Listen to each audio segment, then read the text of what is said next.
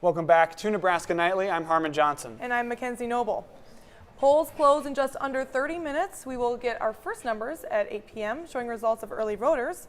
We have 3 reporters in Omaha at 2 different watch parties, and they will be joining us live shortly. Election day is here, and the race for office is just getting started. If you haven't yet, it's not too late to get out and vote. Polling stations will be open until 8 p.m. Nebraska Nightly had multiple reporters around Lincoln today covering the Election Day action.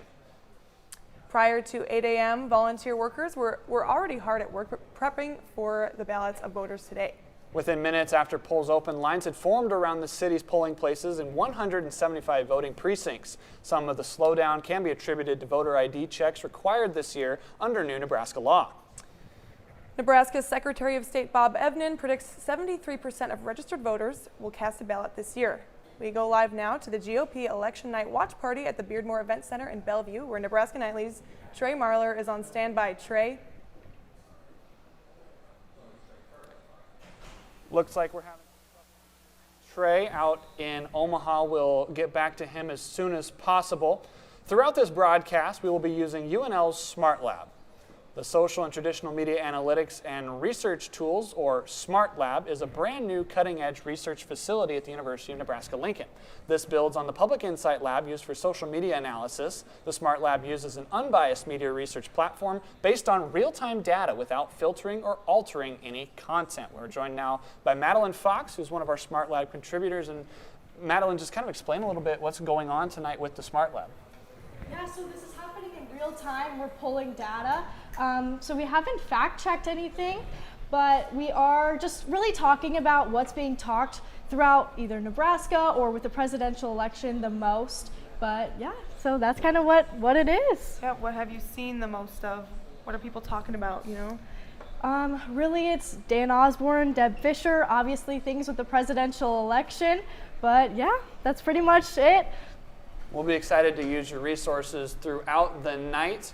We're still having some difficulty out in Omaha at the Osborne campaign at the watch party in La Vista. We will get to them as soon as we can. We will now go to the Road to 270 map, where Logan Schlottman is standing by with an update on what's been going on around the nation tonight. Logan?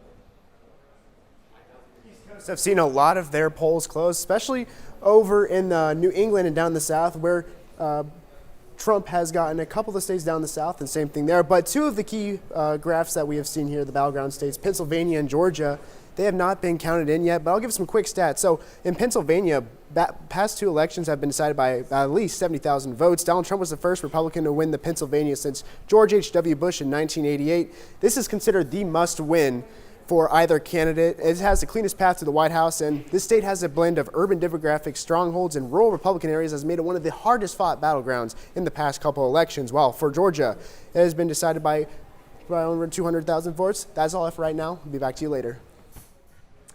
Well, thank you so much, Logan. Well, now we are going to be doing a breakdown of Nebraska's candidates and the initiatives on the ballot in Nebraska. Damon Benning has his package to present to us about the initiatives here in the state. Uncovered, shall we call them, inflammatory. Have their say on 6 important measures on the 2024 ballot. Each election year, voters bring issues to the ballot by signing petitions to support new state statutes, constitutional amendments, or veto referendums. This year's ballot features 5 state statute initiatives and 1 veto referendum. Let's take a look at each one and what a vote for or against means. First, 2 opposing abortion initiatives, Initiatives 434 and 439. A vote for Measure 434 would amend the state constitution to ban abortions after the first trimester, with some exceptions. A vote against would not amend the constitution, and Nebraska's current abortion ban could be changed in the future by voters. Initiative Measure 439. A vote for this measure would add the right to an abortion up until fetal viability into the state constitution. The measure leaves the decision of fetal viability up to medical professionals. A vote against this measure would mean abortion is still illegal after 12 weeks in Nebraska, as current law states. These groups supported the initiative.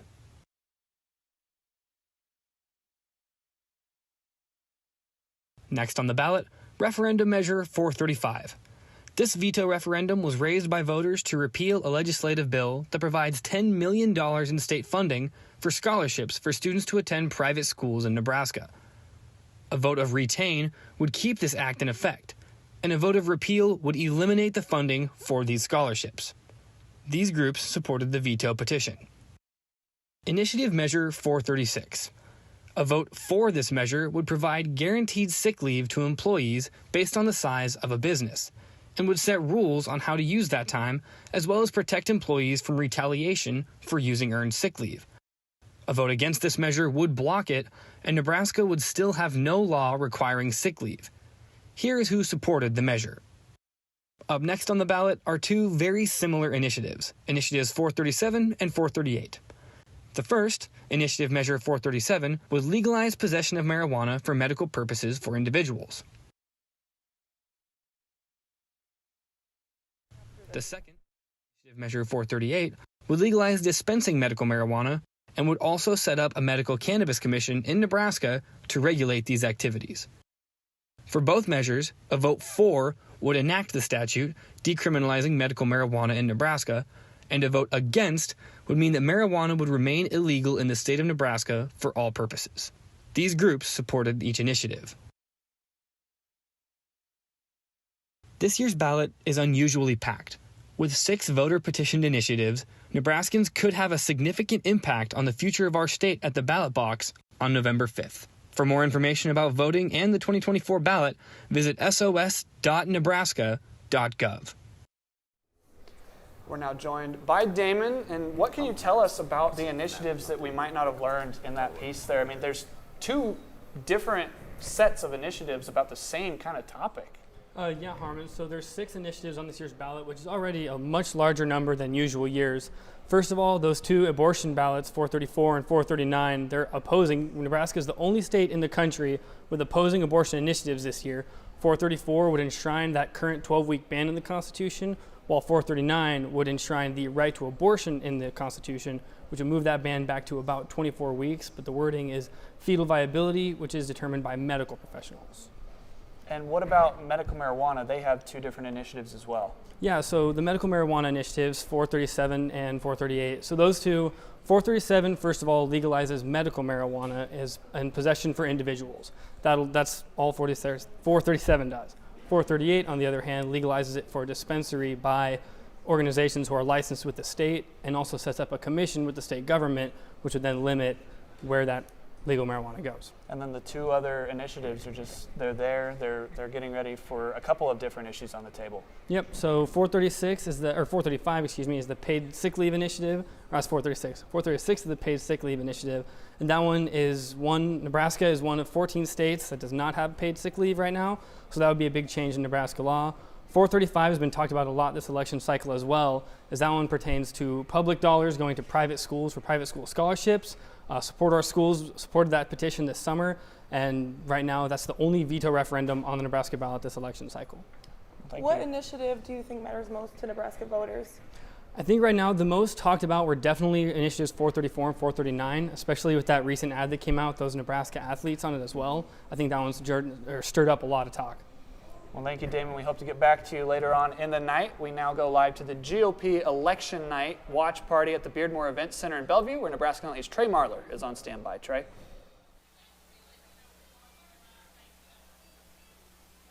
At the Republican watch party, Mike Fludge came in the door. We've seen Governor Pillins in the House now. Yet to see Deb Fischer. She is going up against Dana Osborne, but Mike Flood, current Governor Jim Pillen, former Governor Senator Ricketts, all in the House here in the Beardmore Event Center. First candidate set to take the stage here in a couple minutes. People really started to walk in the doors here. Doors opened just about 35 minutes ago. And you're really starting optimism through the roof here in the Beardmore Event Center. Again, former Governor Ricketts in the House, Governor Pillen in the House. We just saw Mike Flood come through the door. Don Bacon came through seconds ago. Energy really starting to ramp up here in the Beardmore Event Center. I'll be back when the first candidate takes the stage. For now, I'll send it back to you guys in the studio. Thank you, Trey. Well, now we have an update on the road to 270 with Logan Schlotman. Logan?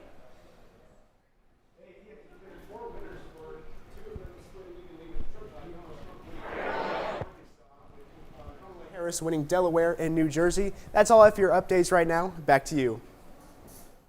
As we prepare to get the first round of results here in the state of Nebraska, polls will close in around 20 minutes. There's a lot of key races going on here in the state. First, we'll start with the presidential race, which is one of the most potentially historic races in the most recent terms of history. Kamala Harris looking to become the first female president ever in the history of our nation, and Donald Trump seeking a second term of presidency 4 years after his first. He'd be the first one since Grover Cleveland back in the older times of our country. Wow, there's a lot at stake here, you know. And then Republican Representative Mike Flood is running for re-election to represent Nebraska's 1st congressional district, and he's running against Democrat and State Senator Carol Blood. Out in District 2, Republican incumbent Don Bacon faces a strong challenge from Democratic State Senator Tony Vargas.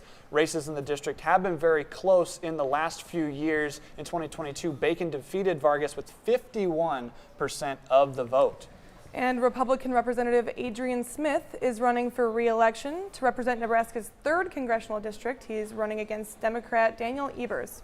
Of course, Republican Senator Deb Fischer is seeking a 3rd 6-year term in the U.S. Senate, while independent candidate Dan Osborne qualified for the ballot by petition. He is one of the first independents in Nebraska to make it to this stage in quite a while. And then Republican Senator Pete Ricketts is running for a 2-year term to keep his seat in the U.S. Senate. And he's running against Democrat Preston Love Jr. In January, Governor Jim Pillen appointed Ricketts to the U.S. Senate following Ben Sasse's resignation. And of course, we went through the initiatives thanks to Damon, and those are really the key races that we're going to be following all night. And when polls close here in about 18 minutes, those are going to be the biggest ones we're looking for. Obviously, the Electoral College is going to start closing as polls keep finishing, but a couple of big races here in Nebraska. Especially Nebraska. And after Damon mentioned, there's a lot of these same initiatives that are going on in other states as well. About 10 other states are also doing the abortion initiatives as well. So there's just going to be these big races popping up in every state here, and it's going to be a lot to follow. Earlier this weekend, we were able to sit down with a couple of the student leaders here on campus for both the UNL Young Democrats and the UNL GOP. We'll begin with the Young Democrats. We were gracious enough to have Hayden Hudson be joined by their president for an interview earlier in the weekend.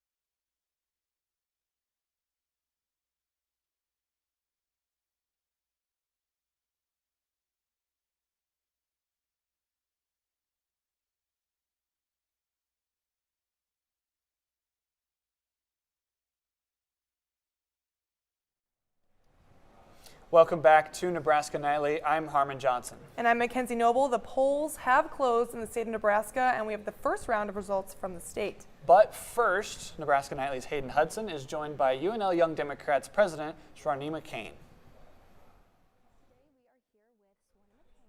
The president of the UNL Young Democrats. Hi. Thank you for being here with us today. Yeah. So tell me, what is the mission of the Young Democrats? So our mission is that irrespective of your inclination towards liberal or conservatives, we want you in our organization. We believe in freedom of speech. We want your opinions on anything, and we welcome anyone to sit in our organization, talk with us. It's actually a free space for you to talk about your views. If you don't feel like being heard, we love people coming in and talking. So yeah, that's our mission, that we are giving you a space to talk with us about anything you want to share, or anything you want us to advocate for you, which you're not feeling comfortable with. What initiatives that are on the Nebraska ballot are of main concern to you guys? Main concern for us will be 439. It's something that we are really concerned about. In my UNL-wide organization, we have a lot of females, and they're kind of very concerned about this, and we have to make sure that we protect it. We live in a red state. Every day we are like watching advertisements, which is all about 434, and all about not voting for 439. We see a lot of yard signs across the campus. So it's kind of discouraging. So I think me as a president, I have to be like, okay, how are we about to go about these initiatives? And we were talking about these initiatives with our members, and they were like, oh, 439 is the most important right now if you're talking about Nebraska. And I think gradually, we kind of collaborated with other organizations on campus which are advocating for reproductive rights, so that we are more aware what's happening, what are the certain measures we can take to make it more available to people. And yes, I think 439 would be it will be our priority on the ballot issue. And so how have you been educating students and voters on 439, 434, and the other initiatives on the ballot? So definitely, we go to the legislative side, we see all the information. I don't rely on social media a lot when it comes to educating people about what the initiatives are about. I want to read about it. Because I have been working with a lot of senators at the Capitol, I do have a lot of resources to tell the members about it. And we also have a thing in our organization. We usually have speakers coming in every month who can talk about these initiatives, like Krista Yoakum coming in, talking about 439. She's running for Lancaster County Commissioner. We have Brody Weber, who's a city councilman, coming and talking about how you can run for the public office, what initiatives you should be supporting. And yes, so these are different kind of ways to keep them engaged by calling public office politicians to come in and encourage them to fight for something they care about. So that's how we are going about it. All right, thank you, Swarnima, for joining us this evening. Back to you guys at the desk. Thanks, Hayden and Swarnima. We go live now to the Lincoln Democrats at the Delray 817, where Nebraska Nightly's Gracie Jones is on standby. Gracie?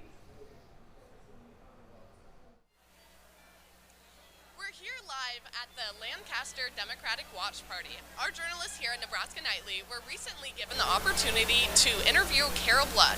Carol Blood is running for the 1st Congressional District of Nebraska. Carol Blood is running against Mike Flood, the incumbent for this position. Now, during our interview, we were able to ask Carol Blood some very important questions, specifically in her regard to how young voters are doing with this election. Her stance is that young voters are going to be the people that are representing us for the next 20 years. So she thinks it's very important that young voters get out there and start conversations with people of other political parties. Now, red or blue aside, she wants us to make sure that You understand why all your friends are voting the same way if you haven't seen change. So she urges people to start conversations, get to know each other's political opinions so that we can work together to create an idea of this new exciting world within the Democratic Party. So we also were able to talk to her about some of her opinions on the initiatives that are on this ballot. So the ballot that we have today is the most initiatives that we've ever had on a Nebraska ballot. So we were able to talk to her about what she thinks that means for the Democratic Party. With the Democratic Party, she thinks that it's more about Nebraskans and how Nebraskans are able to use their vote with our unique unicameral system. Well, that's all we have for here. Back to you guys at the desk. Well, thank you, Gracie. Polls closed about 20 minutes ago. Let's take our first look at the results from the state of Nebraska. We have the first results in the presidential election with the first couple of results coming in. Donald Trump currently sits behind Kamala Harris statewide, 57% to 41%, as Kamala holds a narrow margin there. And in District 1, we have for representative in Congress of the 2-year term, Mike Flood is behind Carol Blood. Carol Blood holds the lead right now at around 52.03%. In District 2, between Tony Vargas and Don Bacon, the Democrat, Tony Vargas currently holds the lead with these early round of results, 56%, nearly 57% of the vote out there in District 2. And in the 3rd Congressional District, Republican Representative Adrian Smith is running for re-election, and he is taking the lead by a long shot at around 72.86% as of right now. Into the United States Senate, one of the most talked about races in the Senate is between independent Dan Osborne and incumbent Republican Deb Fischer. Currently, with the early results, independent Dan Osborne holds around 57% of the votes, with Deb Fischer behind 42% here in the early stages. And then next for our United States Senator, the 2-year term, we have Republican Pete Ricketts at around 48.05%, and Preston Love Jr., the Democrat candidate, leading at around 51.95%. And of course, Pete Ricketts was appointed by the governor to fill the rest of that term, so he is only running for 2 years. Hayden Hudson is joined by the UNL College Republicans president, Nick Koop. Hayden.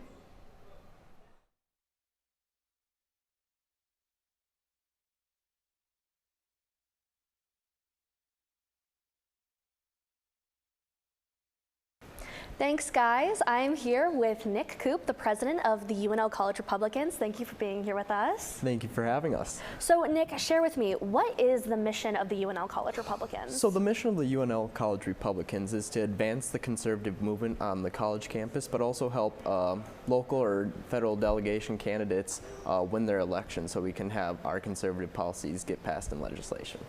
And how have you guys been preparing for this election? Yeah, so we have a big group of our group that's interning for different campaigns. So we've been helping door knocking, making phone calls, and we've also been just having our meetings each week and talking about different issues that are relevant to us and prevalent.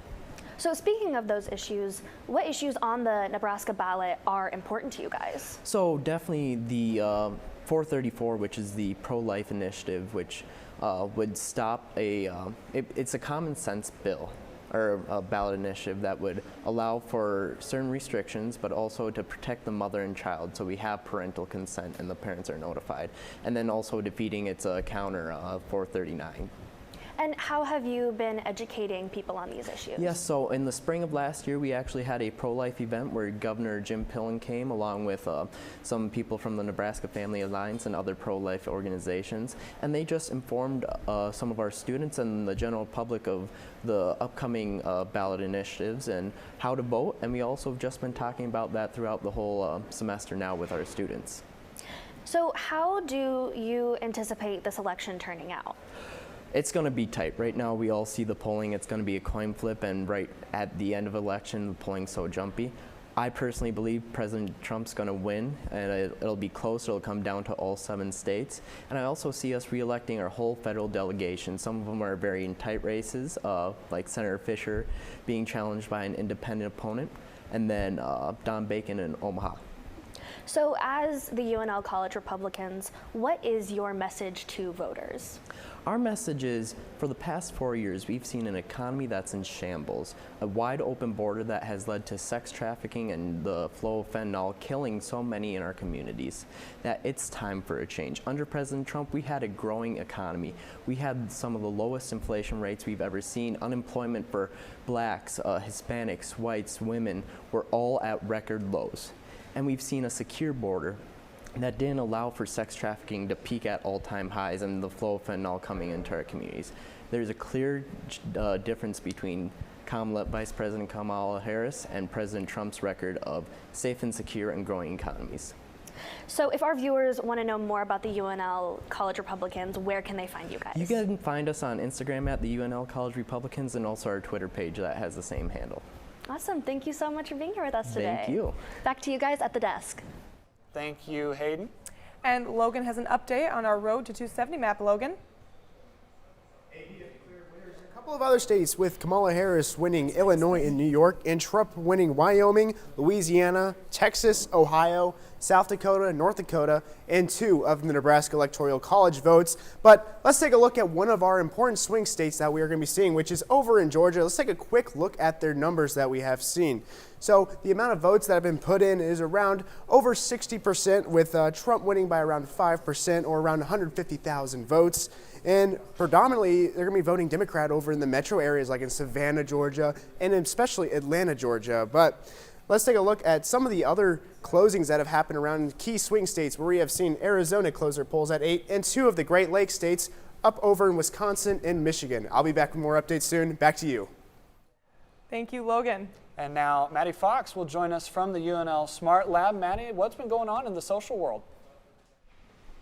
Thanks, Harmon. Today we're talking about comparing voter turnout. So overall turnout in this election is up all over the nation. However, it is officially up in Bucks County, a county in Pennsylvania, which has 19 electoral votes. They just crushed their turnout this year, besides in the 2020 election. This is a continuous trend, so we will keep an eye on that.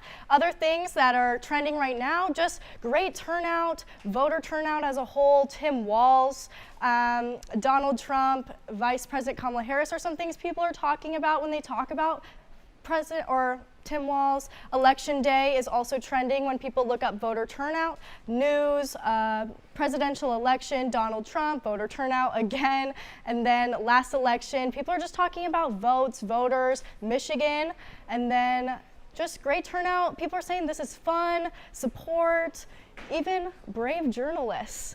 And then, so as we're talking about Donald Trump and Kamala Harris, Donald Trump is overall neutral by 60%, and then he does have 5% more positive than negative mentions about him. However, Kamala is also mostly neutral opinions, but she does have 13,000 more mentions than Donald Trump. Now, this just as a reminder, we are just pulling social media posts. This is what other people are saying. We haven't necessarily fact-checked this. So we will be back with more things on social media. Back to you at the desk. Well, thanks, Maddie. The first round of initiative results have come in from the Secretary of State, and so let's get to those results now here in the early moments of the night. Yeah, starting with Initiative 434, which is going to limit abortion to the first trimester with special exceptions in the second and third trimester in cases of incest and sexual assault. Right now we have about a statewide 42% for Initiative 434, and moving towards Initiative 439, which is the other abortion initiative, which would create a constitutional right to abortion for all Nebraskans until fetal viability, which is usually around 20 weeks. Right now, 63% for the Initiative 439, and currently 37% are against Initiative 439.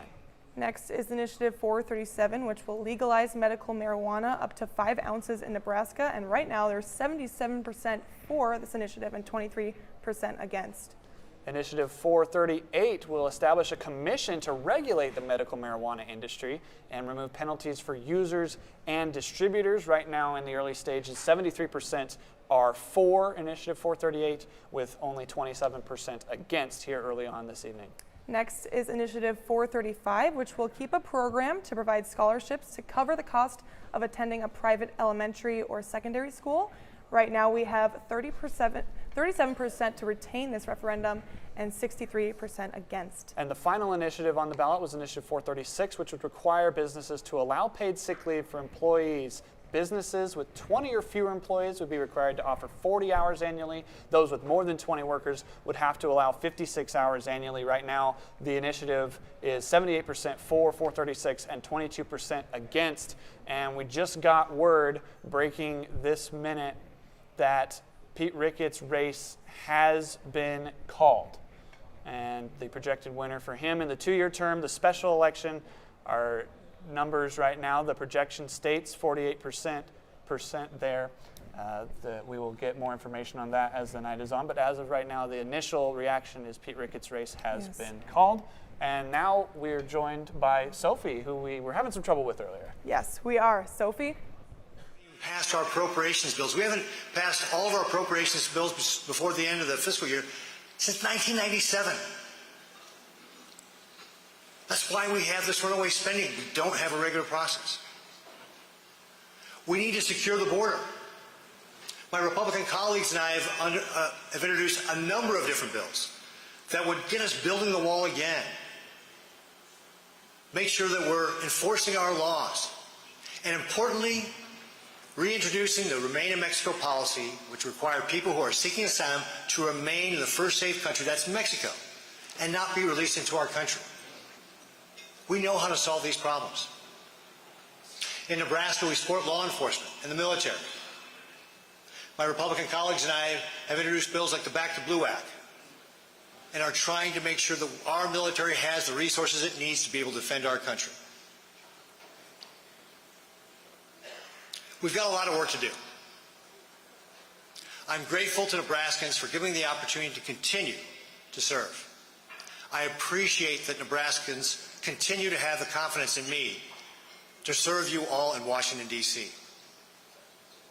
We will bring our Nebraska common sense, our grit, and our courage to fix the problems in Washington, D.C., to show the rest of the nation what we can do because we do it here in Nebraska. You all have fought for this. Thank you. I also need to thank my D.C. team because they have been so instrumental over the last 2 years as I've been working in Washington, D.C. Thank you to Matt Milberger, my Chief of Staff, Emil Briney, my Deputy Chief of Staff, Joanna Rodriguez, my Communications Director, Brad Stevens, our State Director. You all know Ian Swanson, too, in my Communications Department. Man, did I get a lot of hassle for taking him out of Nebraska. People are like, why did you take Ian away from us on KFAB? Thank you also to my campaign team. Jessica Flanagan, my Chief Strategist. Chris Nelson, my Campaign Manager.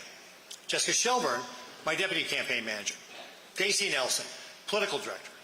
Will Coop, Communications Director. Matthew Trail, who is my Media Consultant. Jessica Cheesick, Jennifer Fulcher. Daniel Bass. Corbin Waldron. It always takes a team. And I've got a great team, and I appreciate all their efforts to get here. No matter how the election turns out tonight, the work is not done. The fight will continue to bring conservative leadership to Washington, D.C. With conservative leadership, we can get back on track. We can put the policies in place we know work because they have in the past. It doesn't happen without all your support. So thank you all again for all that you do for us. We could not do it without you. I'm so grateful to have your support and Nebraskans across this state. I will continue to represent our values and our common sense and the solutions that we have here in our state in Washington, D.C. God bless you all. God bless Nebraska. And God bless America. Keep going.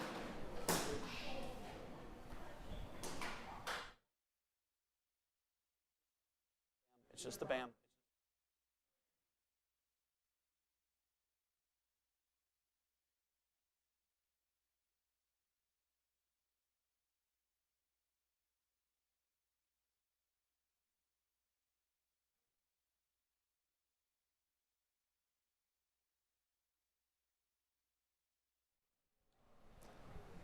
And just for clarification, that was Pete Ricketts' victory speech at the GOP convention. We will now send it out to Sophie, who is standing by out in the Dan Osborne camp in Omaha. Yes. She's out in La Vista. Sophie? The Embassy Suites Hotel and Conference Center in La Vista. We are all patiently waiting for Dan Osborne's arrival at his own election night watch party. Currently, it is mostly members of the media and press, but we do have some people arriving right now. We are super excited to be here, and the energy is high in the room. We're so excited to see how the night unfolds. Well, thank you, Sophie. Next, we have our interviewer, Jackie Ruiz Rodriguez, is joined here by a political science professor, Kevin Smith. Jackie?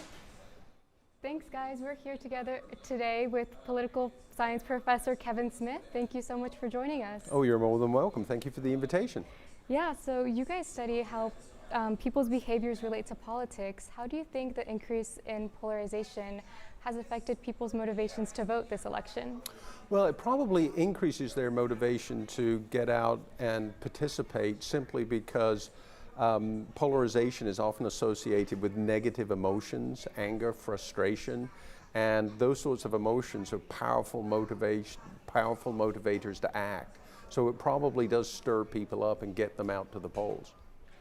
Yeah, and we hear a lot about this election being one that will go down in history. What do you think makes this election different from ones that we've done in the past? Well, every election, every presidential election is sort of like touted as one that will go down in history. And that's for a very good reason, because all of them will go down in history. But there's obviously a couple of unusual and unique things about this presidential election. You know, the fact that the Democratic nominee did not go through the primary system and has only been the nominee for a month or two. The fact that you've got a president who lost and is coming back as the leader of their party is not particularly typical in modern politics. You've had all the divisive rhetoric, 2 assassination attempts. You know, this, all in all, this is an election campaign that is unusual on a number of dimensions. Yeah, and so because this election is unique, what has made this election a tighter race, do you think? I think it's been a tighter race for a number of reasons, but the fundamental one is this is a polarized, evenly split country, and that's what you're seeing reflected even in the voting patterns that we're watching in the early returns tonight. Yeah. So how do you think this election will turn out? That's a good question. I'll tell you in about 6 to 8 hours. The early returns that we're seeing, I don't think anything too surprising has been shown yet. All of the polling for weeks and months has shown essentially a coin toss election where it could go either way, and I'm not seeing anything that suggests that it's going to be anything other than that, at least not yet. So how do you think this election will influence elections to come? That's a good question. You know, those sorts of things are hard to predict. Whatever happens, I think, you know, 50% of the country is going to be pretty happy with the result, and 50% of the country is going to be pretty ticked off with the result. And how that influences, you know, each half in terms of its future political attitudes and behavior, well, that kind of remains to be seen. Okay, well, thank you so much for joining us tonight. Thank you so much. That's all. Back to the desk. Thank you, Jackie and Kevin. We have a couple more national results from the Electoral College as the presidential race continues on.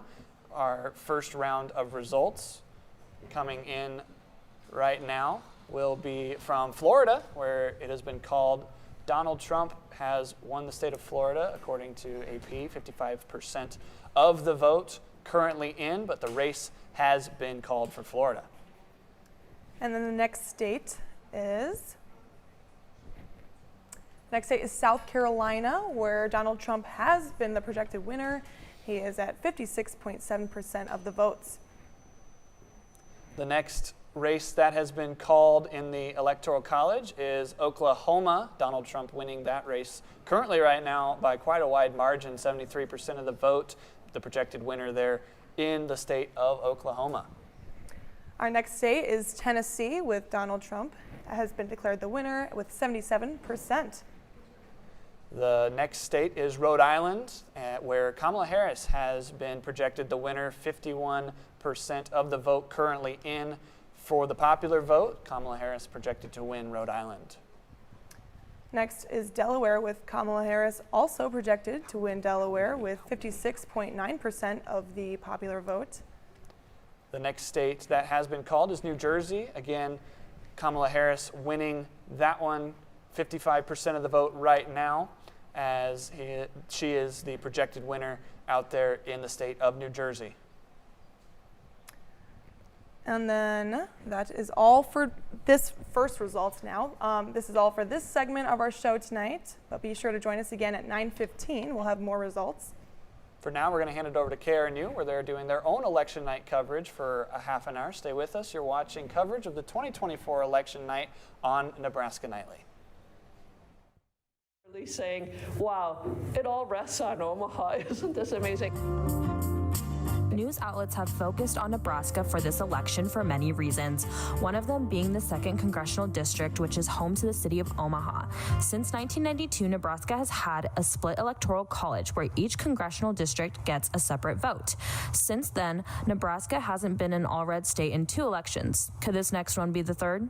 Right now in the polling that's been done in the 2nd District, it does look as if Harris is doing quite well compared to Trump. So it looks as if that one electoral college vote could go to Harris, and therefore kind of what happens in all these other races matters. I don't think it's super likely, but it's not impossible. UNL political science professor Kevin Smith discusses the likelihood of the 2nd District becoming a deciding vote. If I had to pull a figure out of my air, 20%? I have no idea. I don't think it's high probability, but it all depends on how the other states fall, and there are scenarios where that one vote, that's the key to the White House.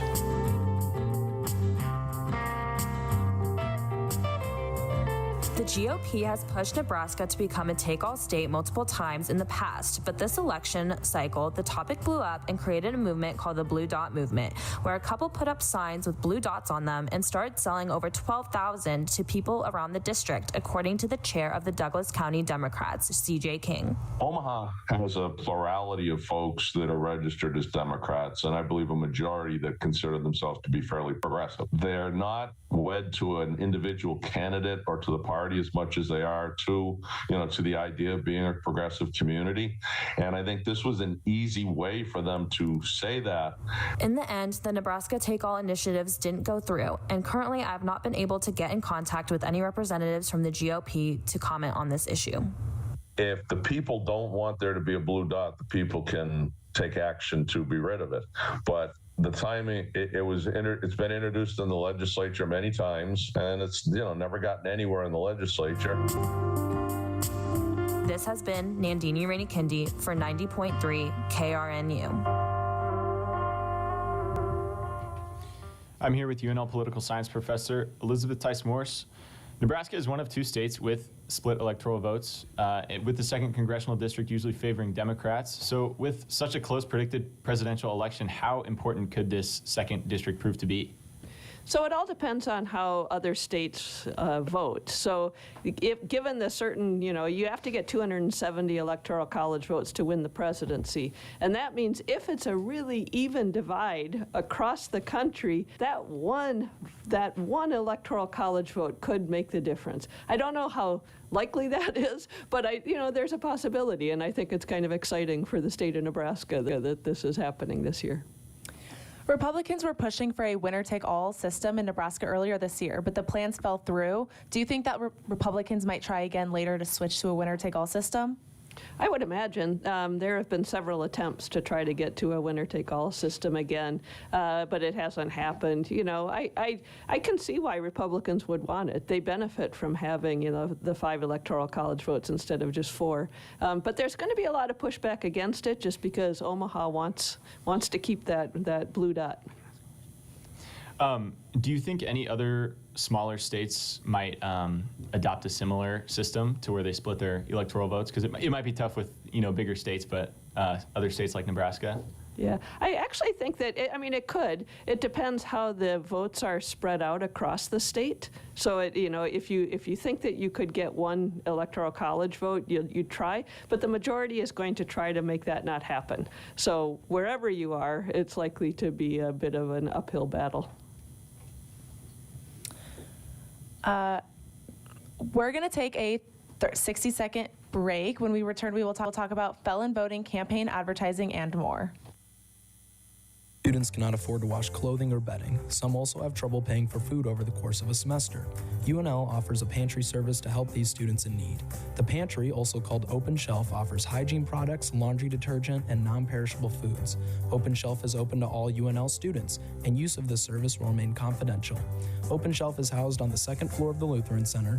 It is open 8:30 to 10:30 a.m. Mondays and 2 to 5 p.m. Fridays. For more information on Open Shelf, visit openshelf.unl.edu. Doing boring and repetitious activities to get fit can become exhausting and uninteresting. That's why coming to Dodgeball Club is the perfect fit for you. Come showcase your talents every Tuesday and Thursday from 8 p.m. to 9:30 p.m. What could be a better way to get active than to throw rubber balls at other people and to meet and make new friends while doing so? So come over to the Military and Naval Science Building, which is located right next to the UNL Recreational Facility. All are welcome, and we hope to see you there. And remember, dodge, duck, dip, dive, and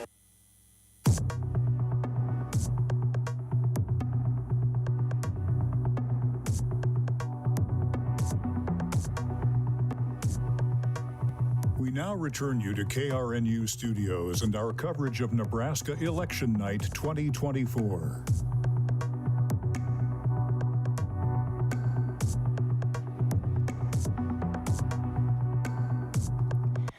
Welcome back to election coverage with 90.3 KRNU. The Nebraska Supreme Court had a tight deadline this election season to rule on whether convicted felons could vote in this general election. After 3 months of uncertainty, a decision was made giving felons limited time to register to vote. 90.3 KRNU's Elena Tomesh has more. This election season, an important issue is affecting about 7,000 Nebraska voters, the felon voting law. In the spring, the Nebraska Supreme Court passed a law saying individuals who have been convicted of a felony can regain their right to vote. Steve Smith, Director of Communications for Civic Nebraska, says each state is different, but this ruling is similar to others around the country. Over the summer, 2 days before the law took effect, Nebraska Attorney General Mike Hilgers declared the law was unconstitutional. Shortly after, Secretary of State Bob Evnen issued an order instructing all county election officials to reject a felon's voter registration. For 3 months, the decision was up in the air, and with an October deadline, affected Nebraskans were unsure if they were able to vote in the upcoming election. A final decision was made on October 16th, where the Nebraska Supreme Court granted voting rights for felons who have completed their sentence. For 90.3 KRNU, I'm Elena Tomesh. I'm Henry Goodwin, back with political science professor Elizabeth Tice-Morris. So could the votes of felons affect the outcome of any of our upcoming elections? Yeah, I mean, so there are two different things that have to be considered there. One is, what is the divide of the vote anyway? And if it's just overwhelmingly one side or the other, then a felon vote won't matter. And it also depends on how many felons go out to vote. So if you've been a felon and now you've got the right to vote, are you going to go vote? And, I do think I am a person who believes very strongly in having felons be allowed to vote once they have served their sentence. They have been punished, they've done their punishment, and now they get the right to vote. It's just a question of, are they going to be willing to go to the polls, and how close is the race to begin with?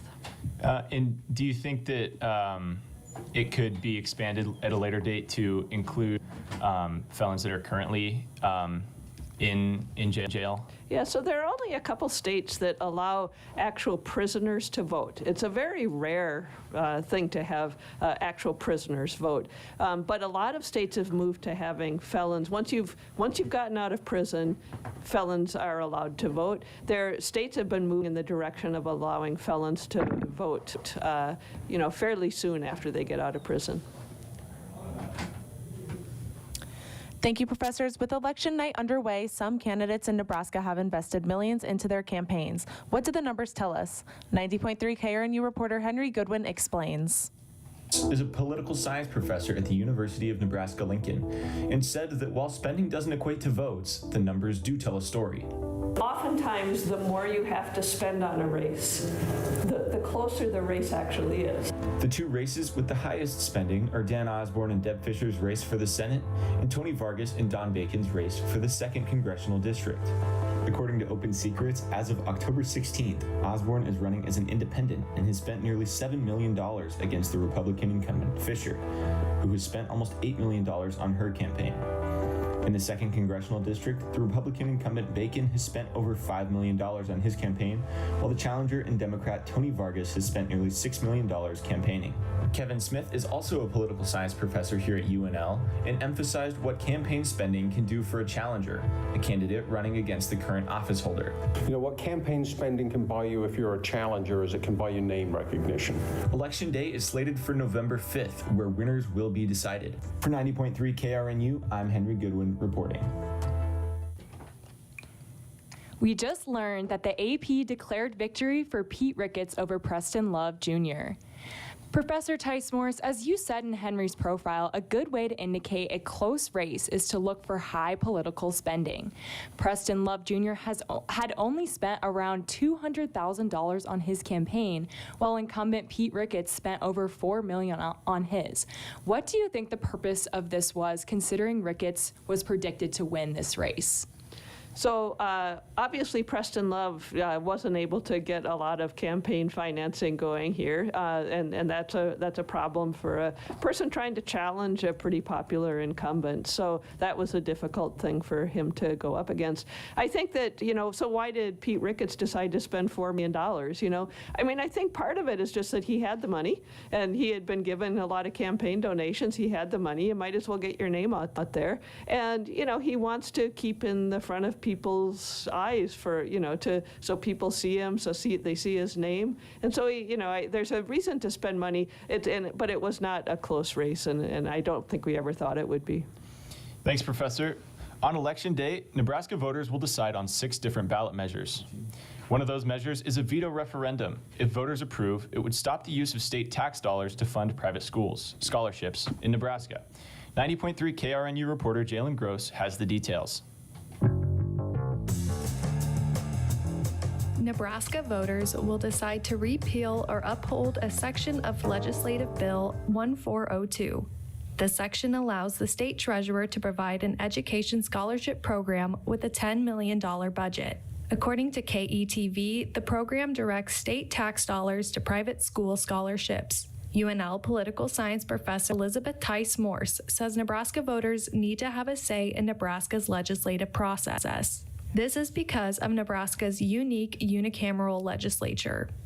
I think there are a number of people in the state who thought, you know, how this is going through the legislature is really kind of sketchy, and we don't like it. Senator Lou Ann Leinhahn of Omaha introduced the bill during the 2024 state legislative session. This was after Support Our Schools Nebraska qualified a referendum against Legislative Bill 753. That bill would have directed state tax money to private schools through a tax credit. As reported in the Nebraska Examiner, Omaha Senator Justin Wayne argues Senator Leinhahn's bill is different than the original because it is a direct appropriation. Secretary of State Bob Ebnen removed the repeal of LB 753 off the ballot when Senator Leinhahn's bill passed. According to the Nebraska Examiner, Support Our Schools set out to collect signatures again and qualified the new referendum with over 68,000 signatures. For 90.3 KRNU, this is Jalen Gross reporting.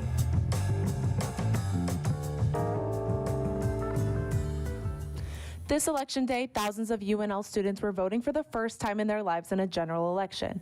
With their first-time votes, students now have an actual say in deciding how their elected officials will be in Congress, the U.S. Senate, and the White House. 90.3 KRNU reporter Trey Marler made a stop at the campus union to get students' opinions about what many are calling a historic election.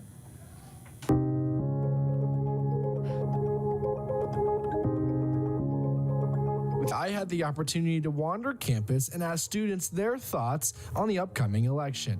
And for many of them, they had one thing in common. Is this your first time voting in a presidential election? Yes, it will be, yes. Yeah. For many of these students that are first-time voters, this ability to make their voices heard is the driving force behind going out and voting. I feel more compelled because it'll be my first time voting, so my voice could be heard. Yes, because they have completely different morals. Each of the candidates do, so I feel like I have to vote. Many of the experts are saying this could be one of the most historic presidential elections in our country's history. But for many students on campus, they have mixed feelings about the magnitude of this year's election. No, I think the media is trying to garner extra attention that's not really there. Probably because there's a lot of negative media on both sides. I think it can be because of how much media is covering this race, so I think it will be. And just like so many others around the country, students here on campus will be tuned in to national media coverage of the 2024 general election. Yes, I'll be watching. Yeah. Why? Because I want to see who wins. Covering the 2024 general election for 90.3 KRNU, I'm Trey Marler reporting.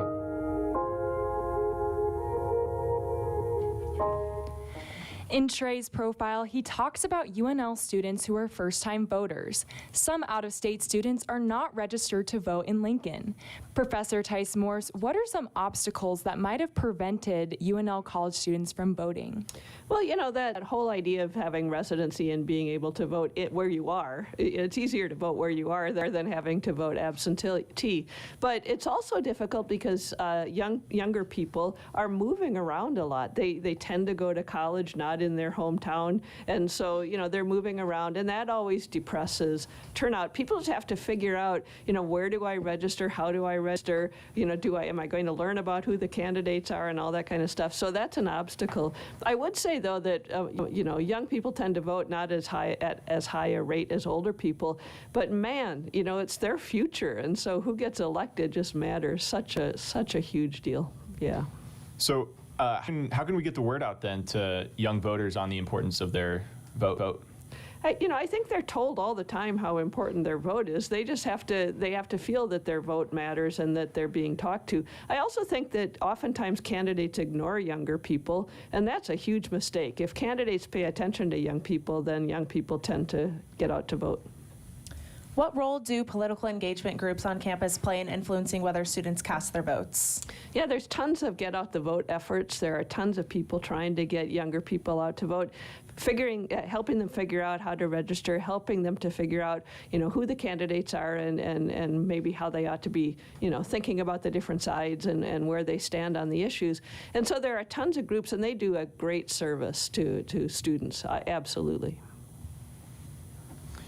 Thank you, Professor. We're going to work in another 2-minute break. And after this, Dominic, Jalen, and Skylar will take over, and we'll be joined by political science professor Kevin Smith. Don't go anywhere. You're listening to Election Coverage on 90.3 KRNU.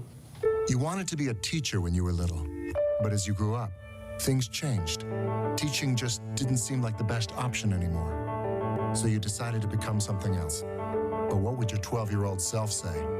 Interesting and innovative things are happening in teaching today. So it's time to put it back on your list. Don't convince yourself otherwise. You had it right the first time. Find out how you can make more at teach.org. Make more. Teach. Brought to you by Teach and the Ad Council. Every night, hundreds of people in Lincoln face the cold without a place to call home.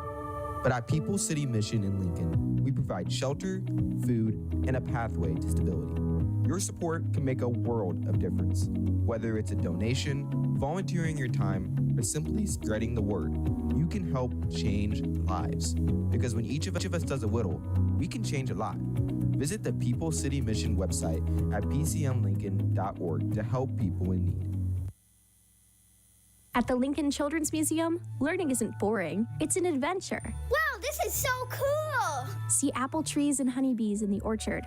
Fill up a cart at the kid-sized grocery store. And now you can learn about agriculture in our all-new Here We Grow exhibit. Our exhibits aren't just playgrounds. They're hands-on learning environments built to spark your little one's imagination. Mom, can we come again next weekend? The Lincoln Children's Museum is open Wednesday through Sunday. Visit our website and see all the ways to play at lincolnchildrensmuseum.org. Whoa, what are you doing, honey? What? I'm just cleaning up a stain in the baby's room. Why don't you use a safer alternative? Bleach is a corrosive chemical that can really hurt someone, especially our daughter. It causes burns, eye damage, irritation, and it can have long-term effects on the environment, groundwater, and community. Oh, where'd you hear about that, Miss Expert? I've gone to one of their collection events. You can learn more at lincoln.ne.gov, keyword household. A message from the Lincoln Lancaster County Health Department.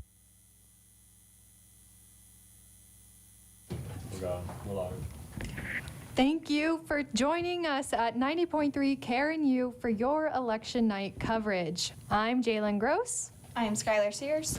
And I'm Dominic Ferraro. We are also joined tonight by UNL Political Science Professor Kevin Smith. Professor Smith, thank you for joining us. Thank you for asking me.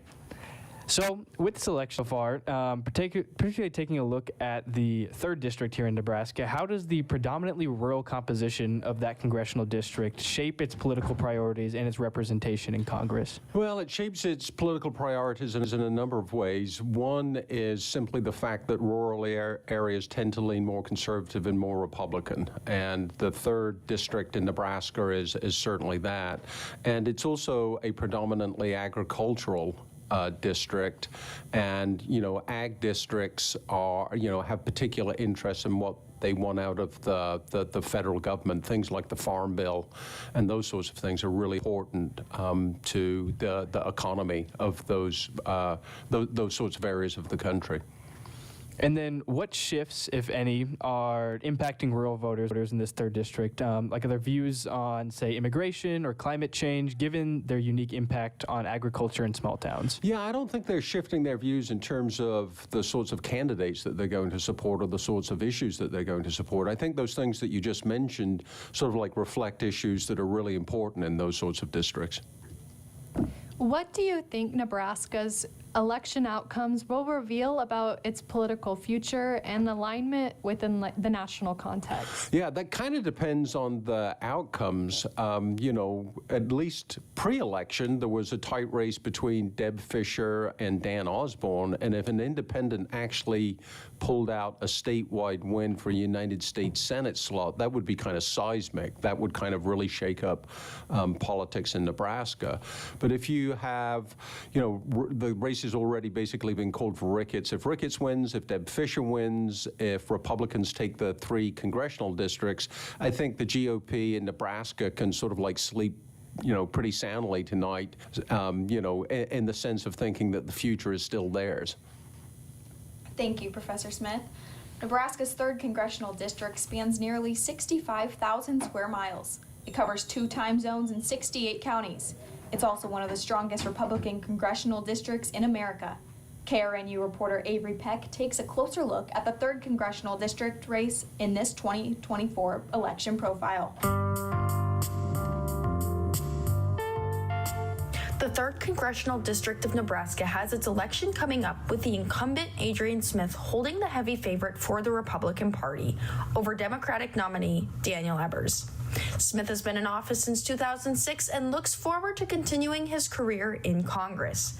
Smith tackles issues like border security, not increasing taxes, working to promote a strong economy in Nebraska, trade within agriculture in Nebraska.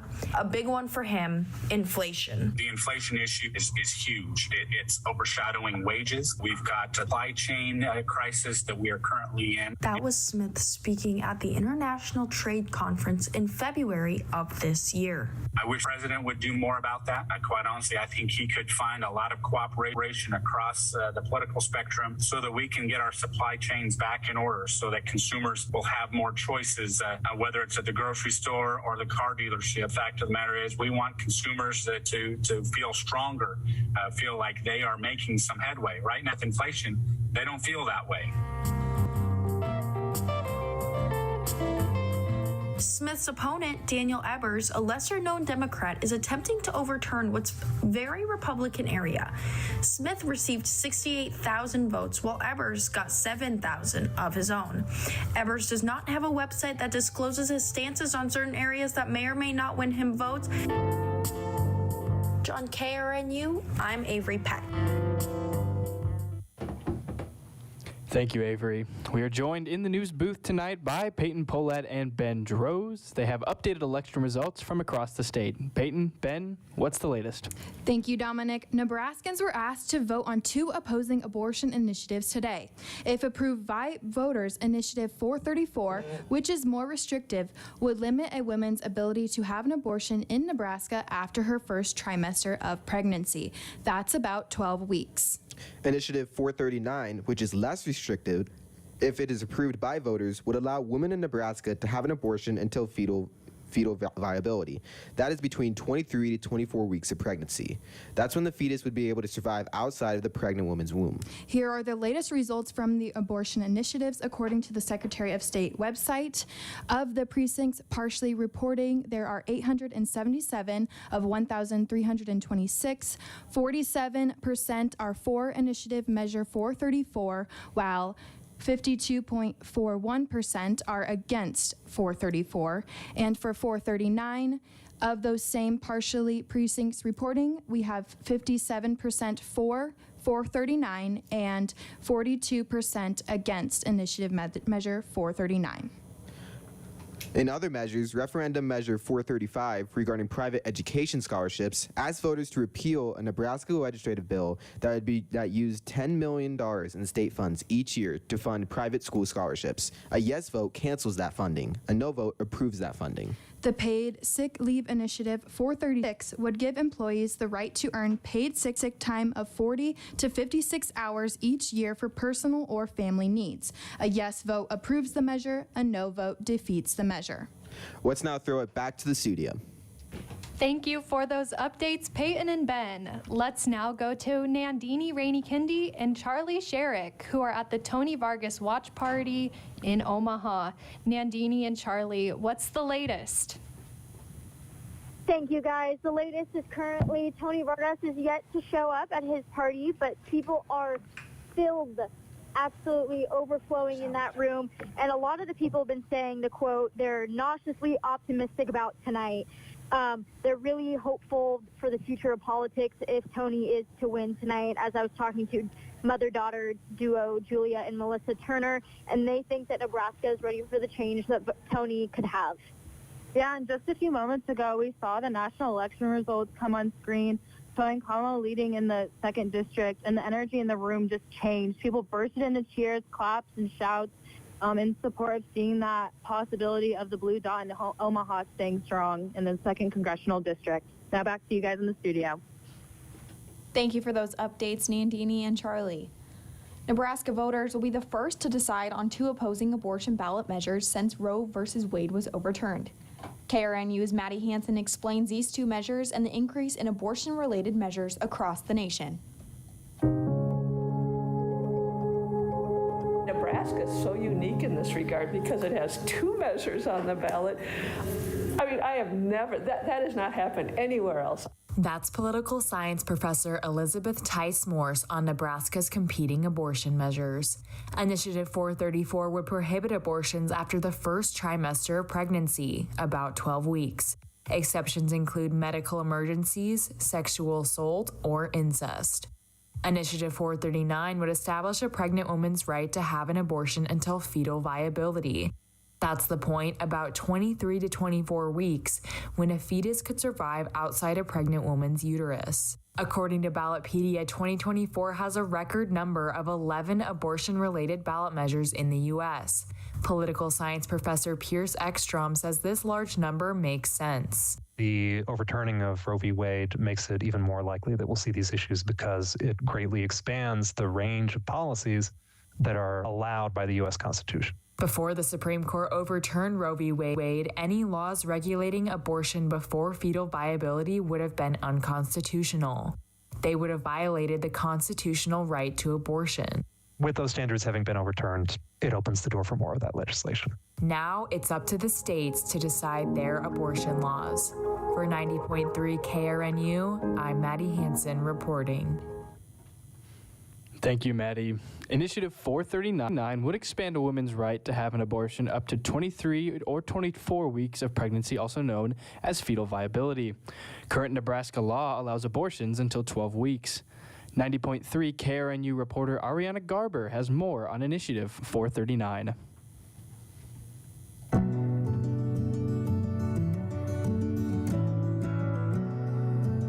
Nebraska's current abortion law states that abortion is illegal after 12 weeks post-fertilization. During the general election, Nebraska will vote to either support or oppose the proposed Initiative 439.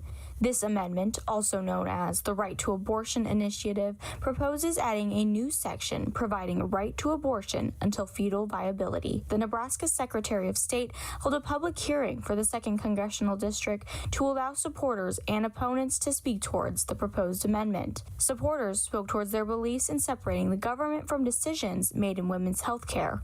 439 is intended to return the right to make decisions about abortion to patients, families, and doctors. It puts a reasonable limit on abortion, one that is based in science and medical best practices. It allows doctors to do their jobs, while also speaking towards personal experiences. When I was 18 years old, I had an abortion at 13 weeks gestation, and it was the best decision I've ever made. I could not be tied to my abuser for life. Since then, I have attended and graduated nursing school, and by choice, I had 2 children. Opposers spoke towards the vagueness of the proposed bill and their beliefs as to what 439 could lead to. Women and children in Nebraska deserve real care and support, not deceptive and dangerous proposals that jeopardize the health and safety of women, undermine parental rights, put girls at greater risk for human trafficking, and end the lives of precious baby boys and girls. This election, Nebraskans will make the choice to vote in either the initiative known as Protect Women and Children or Protect the Right to Abortion. For 90.3 KRNU News, I'm Ariana Garber reporting.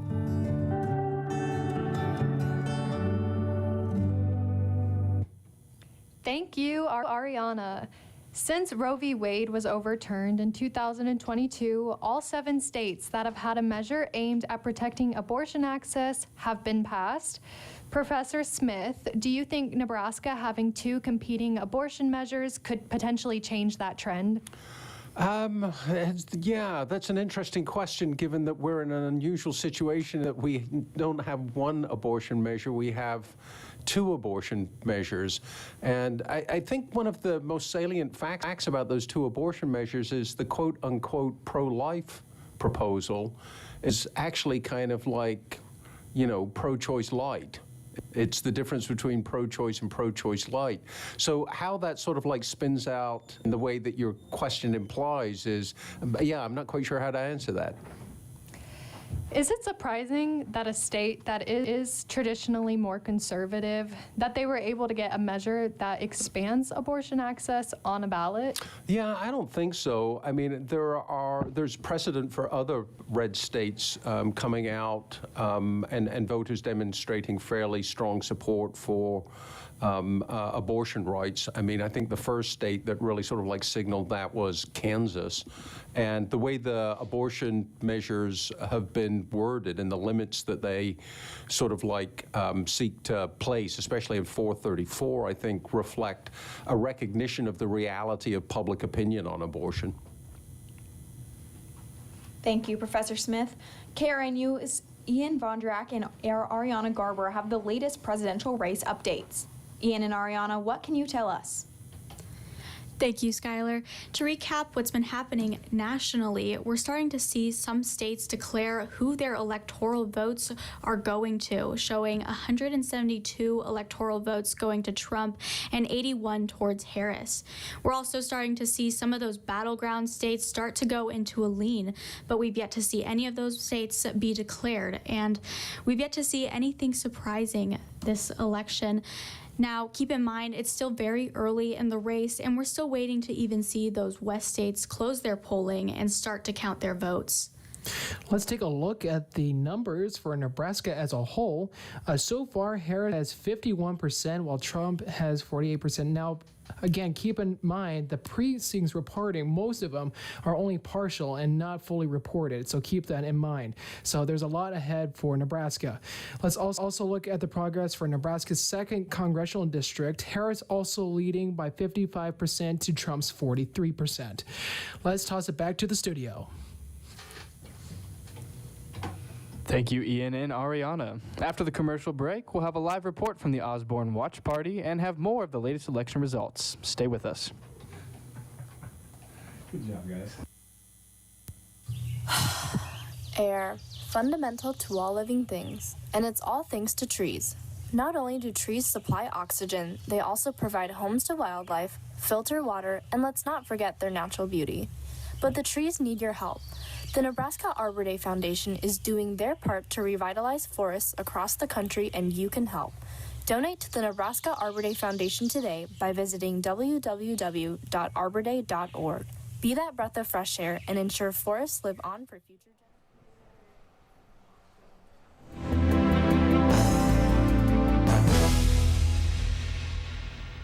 Welcome back to Nebraska Nightly's 2024 live election coverage. I'm Mackenzie Noble. And I'm Harmon Johnson. It's a pleasure to be joined again by another political science professor. Jackie Ruiz Rodriguez is standing by with Elizabeth Tice-Morse. Thanks, guys. We're here today with Elizabeth Tice-Morse. She is a political science professor here at UNL. Thank you so much for joining us. Thank you for having me. Yeah, so based on poll results, more women are voting in this election than past elections. What does this mean in the long run as far as the influence that women have? So, you know, any group is going to turn out to vote if they feel that their interests are threatened. And I think a lot of women have felt, especially with the decisions on abortion, that their interests are threatened. But, you know, abortion is just one issue. Women are concerned about a lot of issues, and they don't even agree on abortion. So, you know, there's women's interests, you know, matter, and it's going to get them turned out to vote. I think that women feel they've been turning out to vote at a higher rate than men for quite a few years now, and I think that that is going to continue. Women tend to be mobilized and engaged, and they care a lot about the election outcomes. Yeah. So we have been in a political gridlock for years. Could this be the beginning to an end of that gridlock, you know, especially if Harris wins? Yeah. So I think it's going to be so close that I think this continues as a gridlock election. I think this is going to just be an extremely close election, whoever wins. I tend to look more at the popular vote in terms of gridlock than at the Electoral College vote. But if Harris wins, I think it will be so close that we can't say that it's going to affect, you know, how we think about the future. Just as if it's a Trump vote, I don't think it's going to be telling us a lot about getting us past this current time that we live in. Yeah, so if you have any message for voters tonight, what would that be? You know, politics matters. I mean, I don't think you can emphasize enough how important it is for people to get out to vote. And even if you lose an election, you know, whoever loses this election, it just means you have to get more people on your side the next time around, which means you need to appeal to more people. And I think both parties need to work harder at broadening their base. Right now, they kind of have hunkered down with the base that they have. And the problem is that then they're not able to expand their base. They're not able to move beyond this current situation we're in. So I think for the future, what I would say is go vote, be sure to go vote, and political parties start trying to broaden your base. Yes, thank you so much for joining us today. Back to you guys at the desk. Thank you, Jackie. Well, now we have updated results of this year's presidential election with former President Donald Trump against Vice President Kamala Harris. But first, we wanted to see kind of why Nebraska voters are voting today. We have a report from Nebraska Nightly reporter with Kay Badberg as she spoke to voters today. Across the country, millions of Americans are casting their votes in today's general election to make sure their voices are heard. Voters in Lincoln, Nebraska are no different. With polling places across the city, eligible voters are spread out to give everyone a chance to cast their ballot in a timely manner. It was pretty easy too, and they were pretty informational and helped you if you had questions. Nebraska also offered early in-person voting from October 7th to November 4th. Many voters participated in early voting, freeing up space in the polls on Election Day. I was able to get in and out within 15 minutes, so it really wasn't that too severe. It was pretty chill. I mean, not a lot of people. However, while in-person voting has been a smooth process, some voters said mail-in voting has had some challenges. I know that some people might have struggled with the mail-in ballots and whatnot, so making sure that we refine those systems will be something we should look forward to in the future. Overall, voters were pleased that they were able to be heard. Yeah, I enjoyed making a difference in my life and people around me. For a while, I just never really paid attention to it, but as I get older, I kind of realize how important it is. Well, as updates are coming in, Logan Schlottman has more on the road to 270. Logan? Yeah, we've seen a couple of states with the AP already declare their winners as Trump has won one more of the Nebraska Electoral College votes. So there's still 2 more remaining in Nebraska, with Missouri, Montana, and Utah also being won by Trump, with Harris also winning the state of Colorado. So we'll take a little bit of an in-depth analysis at North Carolina, as currently that is the second most Electoral College votes for the swing states, with Trump currently leading 51.9 over Harris's 47%, which is about 200,000 votes right now. And some recent polls that have been closed in the key swing states, we had Nevada closed at 9, and Arizona actually got an extension till 9 o'clock too, with a judge order extension due to equipment malfunction and a lack of paper ballots. And according to the AP, that's all I have for your updates right now. Back to you. Well, thank you, Logan. We go now to the Dan Osborne Watch Party in Omaha, where Olivia Reed is standing by. Olivia. Thanks, guys. My name is Olivia Reed, and I'm here reporting live in La Vista, Nebraska, where we are just moments away from hearing from independent candidate Dan Osborne. You can feel the excitement in the room as we listen to live music, and the guests wait to hear from the man of the hour. Independent candidate Dan Osborne brings a fresh approach to politics that a lot of Nebraskans feel especially connected to. Topics such as supporting farmers, providing resources to veterans, and building our schools to be the best that they possibly can be for future generations. As a Navy veteran himself, Osborne plans to use his lived experiences to provide support and help the community that can feel underseen and underrepresented.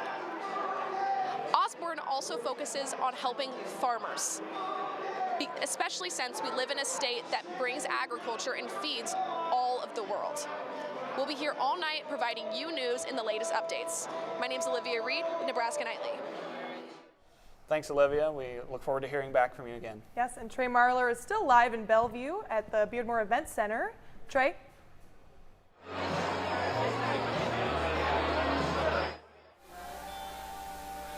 Energy continues to be high here in Bellevue as the Republican Watch Party, of course, with the announcing of the winners of Adrian Smith and Senator Ricketts we just heard moments ago. Energy continues to be through the roof. People talking intermission right here. We just heard from former governor and current Senator Pete Ricketts, Governor Jim Felon, and Adrian Smith, the congressman from Beatrice, who all took the stage to standing ovations after their victories. And of course, Jim Felon got the night started talking about the importance of conservative leadership here in Nebraska, followed up by his wingman, Pete Ricketts, and Adrian Smith. They took the stage, talked about the importance of conservative leadership, like I mentioned, and just overall got the crowd fired up. A lot of energy here, of course, with the recent success. He's at an all-time high. Can he have more coverage, including an interview with UNL College Republican President Nick Coop coming up later in the newscast. For now, I'll send it back to you guys in the studio. Thank you, Trey. Well, now we have some updated results for the Nebraska ballot. In the first we have the 1st Congressional District Republican incumbent Mike Flood, who's running for re-election, and he's running against Democrat State Senator Carol Blood. As of right now in District 1, looks like Mike Flood is in the lead with 51.13%. Moving over to District 2, it is the race between Don Bacon and Tony Vargas. Tony Vargas still holding a narrow lead out there in the 2nd District here in Nebraska, which can go blue. 52% of the vote in right now. Don Bacon holds 47.9%. And then in the U.S. Senate of the 6-year term, Dan Osborne holds a lead at 53.2% as an independent. And as we've already mentioned, Pete Ricketts has had his race called. As we now shift over towards the initiatives on this year's ballot. Again, there were 6, starting off with initiative measure 434. There are currently 52% of the ballots in against initiative 434. 48% are for 434, as 51% of the precincts are reporting. 51% of the precincts are reporting for initiative measure 439, with 57% for initiative 439, which is going to create a constitutional right to abortion for all Nebraskans, and 43% are against this initiative. Moving on to the next initiative, 51% of the precincts reporting on initiative 437, which is one of the medical marijuana initiatives. 74% are for initiative 437, with 26% reporting against. And next is initiative 438, which this will establish a commission to regulate the medical marijuana industry and remove penalties for users and distributors. And we have 71% for this initiative and 29% against. Moving on to initiative 435, it looks like 59% are voting repeal on initiative 435, as 41% are voting to retain. And last is, okay. Well, how are you feeling about these results that are coming in? So the results are looking about, what we expected them to come in so far. So right now we've got about the third of what Secretary of State Bob Abney expected to see in voter turnout on these initiatives. That 435, 436, 437, paid sick leave, and the 2 marijuana initiatives performing very well on the 4 sides. You're seeing what looks like to be 3 initiatives that will probably pass as they're looking right now. Expect to see initiatives 434 and 439. Expect those races to get a lot closer as the night goes on, as some of those smaller counties out west get their results in. It felt like the initiative for the medical marijuana, both of them, seemed to be pretty heavy on the 4 side. Is that kind of what was projected? Not necessarily what was projected, but that was the sentiment definitely around Lincoln from what I could tell. Another interesting result there was initiative 435. Voting majority so far voting repeal. That means that private or public money for private schools, those scholarships would not get funding if repeal is what voters choose. And of course, the paid sick leave initiative, that one is kind of contested between some of the smaller businesses. How do we expect out west to kind of influence how that initiative kind of moves along? Yeah, I think compared to the results we're seeing right now, it's performing a little bit better with the early results from the bigger cities. I think a lot of those small companies and small places out west, you'll see that kind of tighten up that race, but I expect it to look similar through most of the night. Well, thanks, Damon. We're now joined by Maddie Fox at the Smart Lab for another check of the socials around the state. Maddie.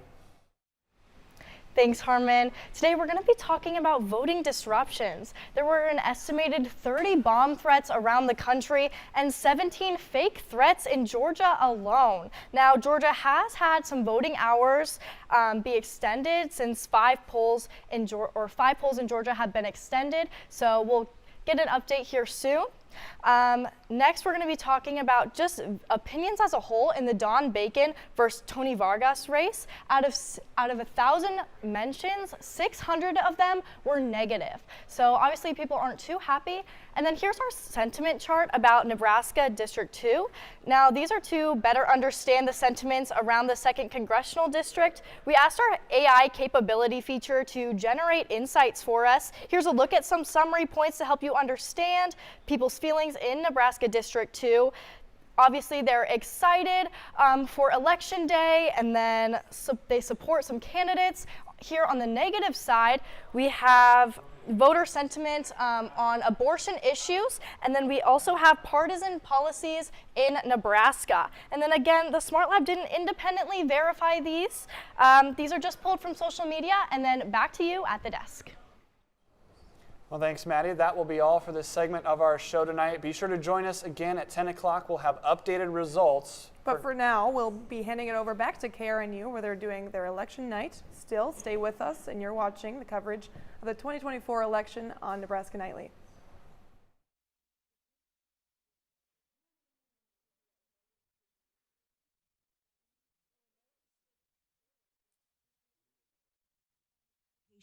I just want to assure the American public that it will happen. I'm Laura Aguirre reporting. For KRNU Radio, I'm Ian Bondrak reporting. Since the 2020 election, political tensions still remain high. With the storming of the U.S. Capitol on January 6, 2021, and the recent assassination attempts on Donald Trump, Todd Wilkin is the election commissioner and says the election commission increased security measures. Working with law enforcement to develop quick response plans in the event that there is something that happens, but also monitoring to have in place plans in the event there are security issues on Election Day. All ballots are counted by hand to make sure numbers are correct, and then it's scanned by a digital reader to count candidate votes.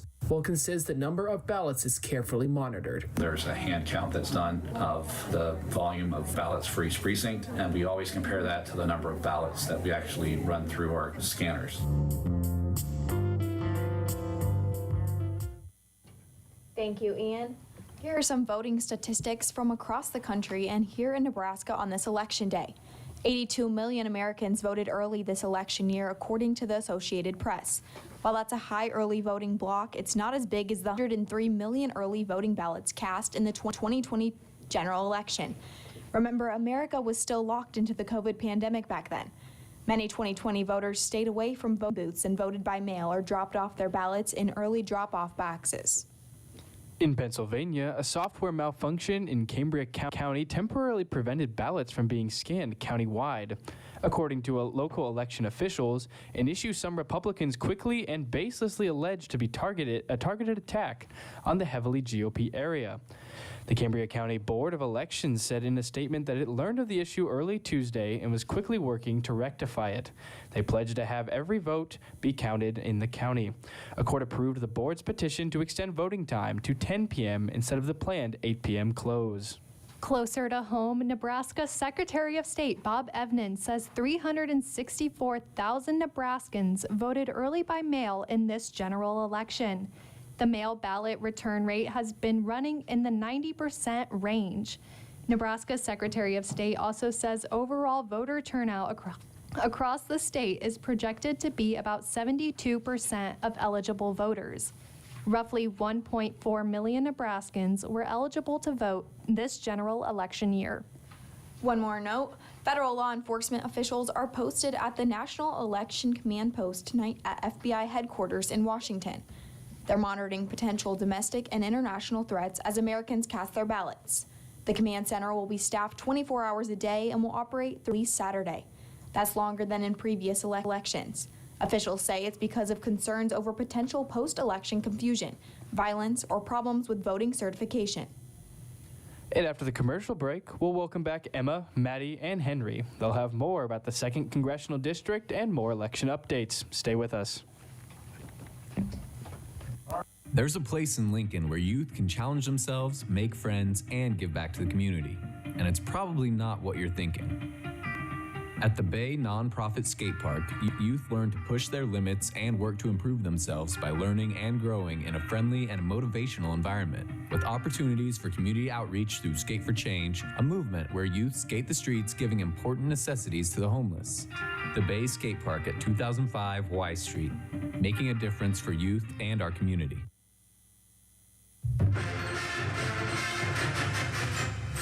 Getting involved on campus, meeting new friends, and networking for the future can seem scary, but Scarlet Guard makes it easy for both graduate and undergraduates. Social events help students connect with others around campus, while the professional events help students network with alumni from around the globe. Possibilities within Scarlet Guard are endless, so join today. Go to huskeralum.org/ScarletGuard or contact the Nebraska Alumni Association. Students today, alumni tomorrow, Huskers forever. You never know when you may need help. When danger strikes, you'll be ready to respond, thanks to UNL Campus Security. UNL Campus Security works behind the scenes to maintain the safe, welcoming campus environment we all enjoy. In addition to the work they do under the radar, the UNL Campus Police is on call 24 hours a day at 402-472-2222. Remember, dial 2 for blue, 402-472-2222.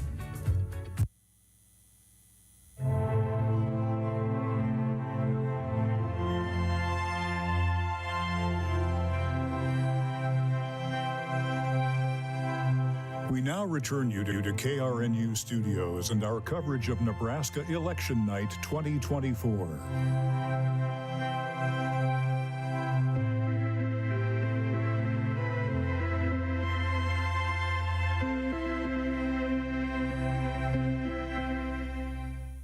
Welcome back. I'm Emma Liberta here with Maddie Hansen and Henry Goodwin. Joining us again are Professor Elizabeth Tice-Morse and Professor Kevin Smith. Professors, how do you see the role of independent voters in determining the outcome of the general election, especially in swing states?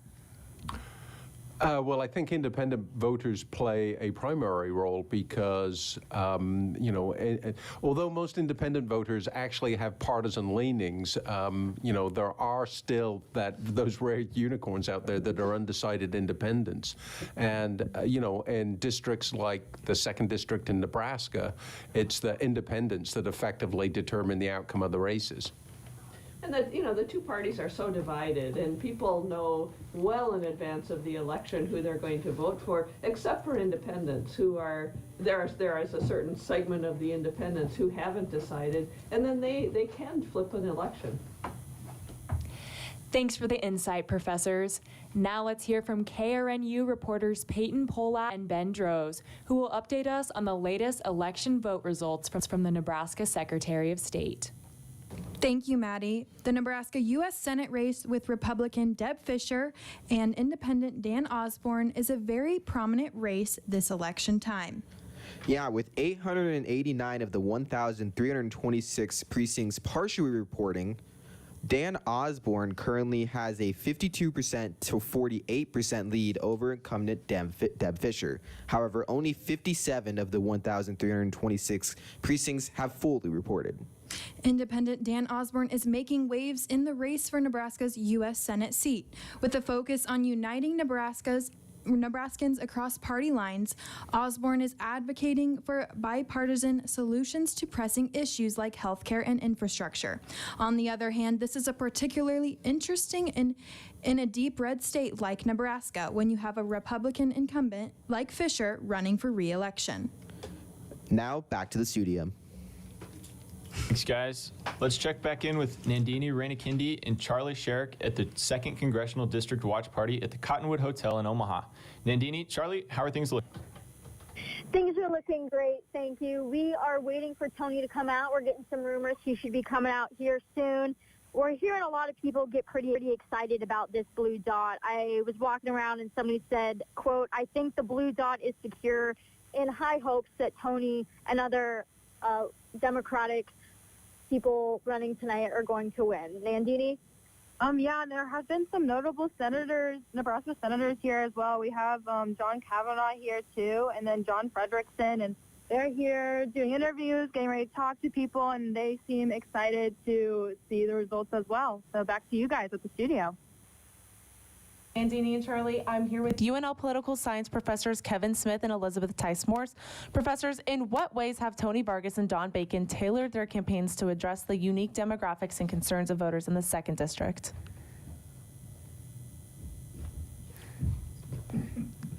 I think that, in Omaha, it's a very urban district, and I think people in Omaha tend to be interested in a lot of the things that everybody's interested in, but they really care about the economy, they care about, what's happening in the state of Nebraska and nationally. I think it's really a very partisan vote in a way. I mean, knowing that this district could go either way, I think they appeal to their base, and so Vargas is appealing to the Democratic base, and Bacon is appealing to the Republican base.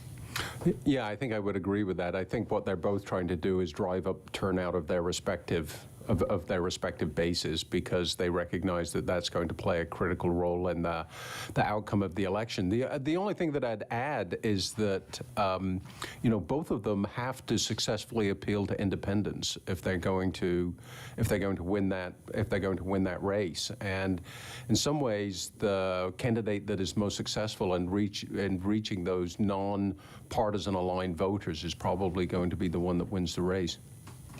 Professors, how much does the background and experience of candidates like Tony Vargas and Don Bacon, such as Bacon's time in the Air Force, impact the voting decisions of people in Nebraska's 2nd District? Well, I think those sorts of things appeal to Nebraskans. Military service is something that I think a lot of Nebraska voters, value pretty highly, and I think that is something that makes a candidate more attractive. I mean, you see that with Dan Osborne and his status as a veteran. I think that does play a role. But, Vargas is a very, very appealing contender for this race. He has a long history in the Nebraska unicameral. He was a successful state legislator, and so we always look at how strong is a person who's running against an incumbent, and Vargas is a strong candidate running against Bacon. So Bacon did lose to Vargas in the 2022 midterm election. So what do you guys think is different in this election that could potentially give Vargas the edge? So Vargas lost to Bacon, right, in 2022? Yes. And he, Oh, yeah, sorry. The turnout in a presidential election is just different from the turnout in a midterm election. Turnout is much higher. You've just got a broader group of people who are running for election, and so I think it's just it's a matter of who's turning out to vote. We'll take a quick break for a commercial now. Coming up next, we'll hear from Teddy Ball and Blake Mace at the Republican Watch Party in La Vista. You're listening to Election Night coverage on 90.3 KRNU. Everyone has a different purpose behind their craft. The students and staff at UNL's Glencorf School of Music tell us why music. It's a universal language we can all speak. Kind of an emotional, creative release. Building an experience that lasts a lifetime. Because music gives life to the mundane. There are a million reasons to pursue music. Discover yours today. To see the calendar of upcoming Glencorf music performance events or learn more about graduate and undergraduate programs, visit arts.unl.edu/music. Doing boring and repetitious activities to get fit can become exhausting and uninteresting. That's why coming to Dodgeball Club is the perfect fit for you. Come showcase your talents every Tuesday and Thursday from 8 p.m. to 9:30 p.m. What could be a better way to get active than to throw rubber balls at other people and to meet and make new friends while doing so? So come over to the Military and Naval Science Building, which is located right next to the UNL Recreational Facility. All are welcome, and we hope to see you there. And remember, dodge, duck, dip, dive, and dodge.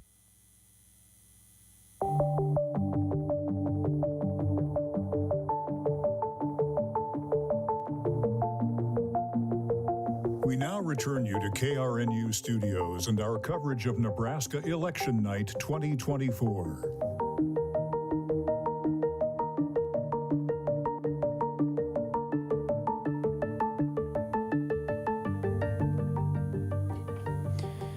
Welcome back to coverage of Election Night on 90.3 KRNU.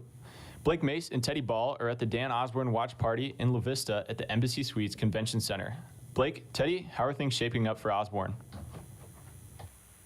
The results of the U.S. Senate race in Nebraska between Fisher and Osborne keep rolling in. The independent still holds a significant lead in the state. However, the gap between the two is closing. Here in La Vista, Omaha, spirits among voters still remain high. Osborne has yet to address the growing crowd. Singer-songwriter Tyler Anthony continues to perform as he's occasionally interrupted by the Senate election results shown on the projector screen. Blake Mace has more on the 1st Congressional District race between Mike Flood and Carol Blood. Yeah, Teddy, Mike Flood is still trending with his direction of getting the lead here. It's gone up to 53.1%.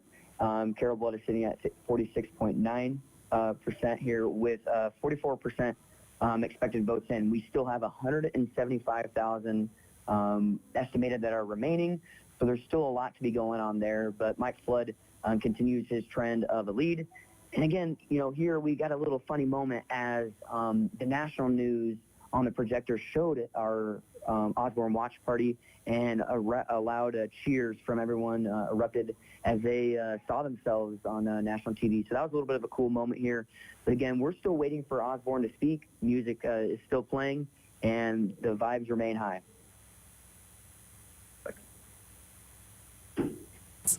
I'm Emma Liberta here with Professor Smith and Professor Tice Morse. Professors, Republicans make up less than half of all registered voters in Nebraska. What does Deb Fischer need to do in order to beat Dan Osborne to the Democratic and nonpartisan votes? Well, the key thing to remember about party registrations in Nebraska is there's twice as many Republicans as there are Democrats. So the key thing that Deb Fischer needs to do is hold on to those Republicans. The challenge for Dan Osborne is he doesn't just have to win Democrats and a good chunk of the independents. He's got to persuade some Republicans to vote for him too. And I think that's the toughest challenge for any independent candidate. Yeah, absolutely. I think it's great, though, that he is an independent. I don't think a Democrat has a chance running in a statewide race at this time in our history.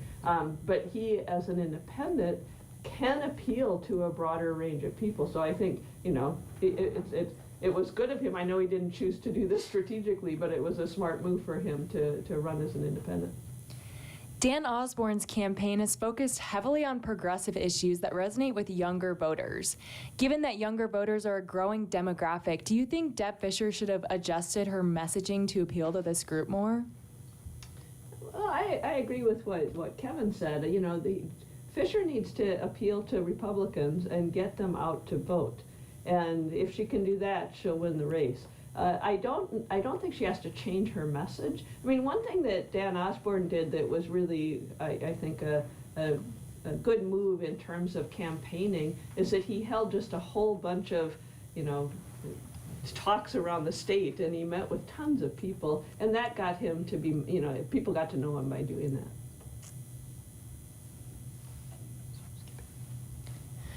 Professor, given the shifting political landscape in Nebraska, how important is it for candidates like Deb Fischer to win over independent voters to maintain a competitive edge? I think it's always helpful to win over independents, but that's kind of like the icing on the cake for a Republican, giving Republican advantage in party registrations. You know, in a statewide race, the primary focus for the Republican candidate needs to be on those Republican voters because there's simply way more of them than there are Democratic voters. Thanks for those election insights, professors. Now let's take it to Ariana Gomber and Ian Van Drack for an update on the presidential race. Thank you. Let's look at the numbers for the presidential election across the country. This is 60% in for Pennsylvania, 50% are going for Trump, and 48% are going for Harris. However, only 62% of Philadelphia County has been reported, and that typically goes for the Democrats. 20% in is Michigan, and 49.3% is going for Trump, while 48.9% is going for Harris. Again, Wayne County, which is also the county where Detroit is in, is only at 15% reported. 49% in Wisconsin, there is 49.2% for Trump and 49.1% for Harris, and Milwaukee County is only 50% reported. 83% in North Carolina, there is 50.7% for Trump and 47.9% for Harris. Georgia is looking to be a red state with 87% of their votes in and 51.3% leaning towards Donald Trump. As for Arizona, with 51% of their votes in, they're looking to be a red state, but only winning by 0.1%. As for Nevada, we have yet to count any votes in for that battleground state. Over the country, we're seeing 207 electoral votes go to Donald Trump, and we're seeing 91 go towards Kamala Harris. There have yet to been no real surprises during this election, but we have seen from a CNN expert, Harry Enton, that if Trump keeps doing what he needs to do to keep Georgia and North Carolina, Harris will certainly need to carry Pennsylvania. Now we're going to toss it back to our anchors in the studio. Thanks, guys. We're back with Elizabeth Tice Morse and Kevin Smith. So Trump appears to be leading pretty heavily at the moment. Do you expect this to be due to more rural areas reporting faster? And do you expect to see more areas turn blue once more populated areas begin to report votes? I mean, it's tough to make a call at this particular stage, especially because some of the states are still looking a little tight, and some of it, as you said, could depend on votes coming in for areas with demographics that are clearly going to lean one way or the other. I think what's becoming increasingly clear is that Kamala Harris absolutely cannot afford to lose Pennsylvania, Michigan, or Wisconsin. Yeah, I agree. You know, it's looking as if, I guess the results aren't all that surprising given that all of the polls suggested that the races were incredibly close. And right now in some states we have just incredibly close results at this point in time. Now we'll return to Lauren Bain and Avery Peck at the Fisher Watch Party in Bellevue for more insights from the Republican side.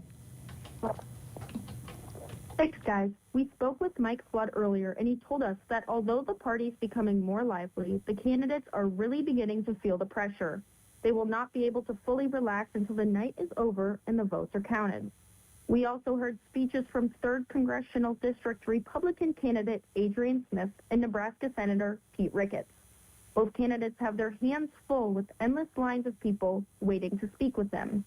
In addition to the lively conversations throughout the room, the music has ramped up, both in volume and energy.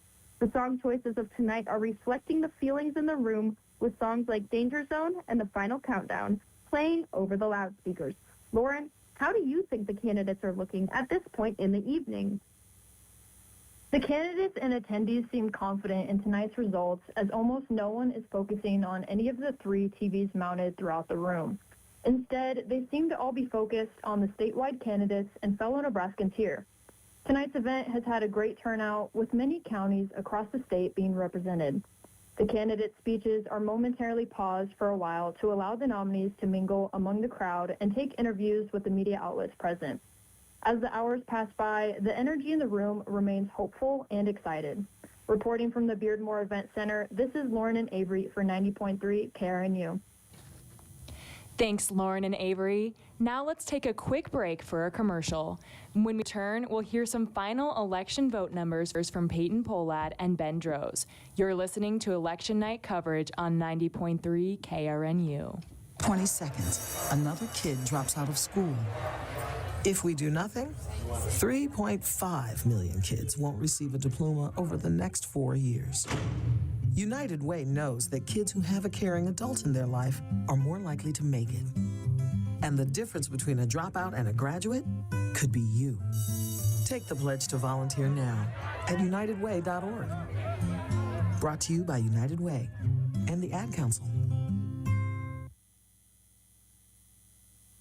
What does Meals on Wheels do? They deliver meals and smiles to homebound seniors. But Meals on Wheels does something else. They turn a volunteer's lunch break into a meaningful experience. As small and as simple as the relationship is between a volunteer and a client of Meals on Wheels, it's really so impactful. I never thought that 5 minutes could make so much difference in the lives of 2 people, but it has. Drop off a warm meal and get more than you expect. Volunteer at americaletsdolunch.org. That's americaletsdolunch.org. Brought to you by Meals on Wheels America and the Ad Council.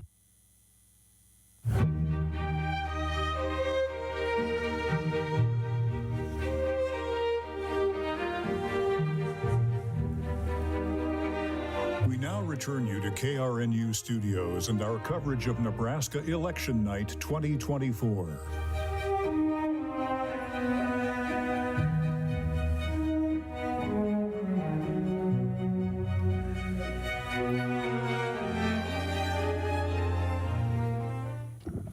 Welcome back to Election Night coverage on 90.3 KRNU. As we near the end of the broadcast, let's get one more update from Peyton Pohlad and Ben Droz on election results from the Secretary of State's office. Peyton, Ben, how are things looking? Thank you. Let's do a final wrap up on the key congressional district and Senate races. Yeah, in the 2 great districts, District 1 and District 2, we're going to update you on those races. In District 1, Mike Flood is currently leading 53% to 47%, with 433 out of the 443 precincts partially reported, but no precinct has been fully reported. In the 2nd district, Don Bacon is currently losing by 3% to Tony Vargas, 51 to 48%, with 314 of the 333 precincts partially reported. But again, no precinct has been fully reported. For the Nebraska U.S. Senate race, of the 906 of 1,326 precincts partially reported, so far, Deb Fischer has 49% of the votes, while Dan Osborne has 51%.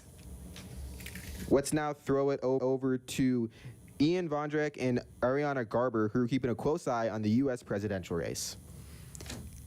Thank you, Ben. Taking a final look at those electoral votes for the night, the national numbers for the presidential race, we have Trump in the lead at 207 and Harris sitting at 91 electoral votes.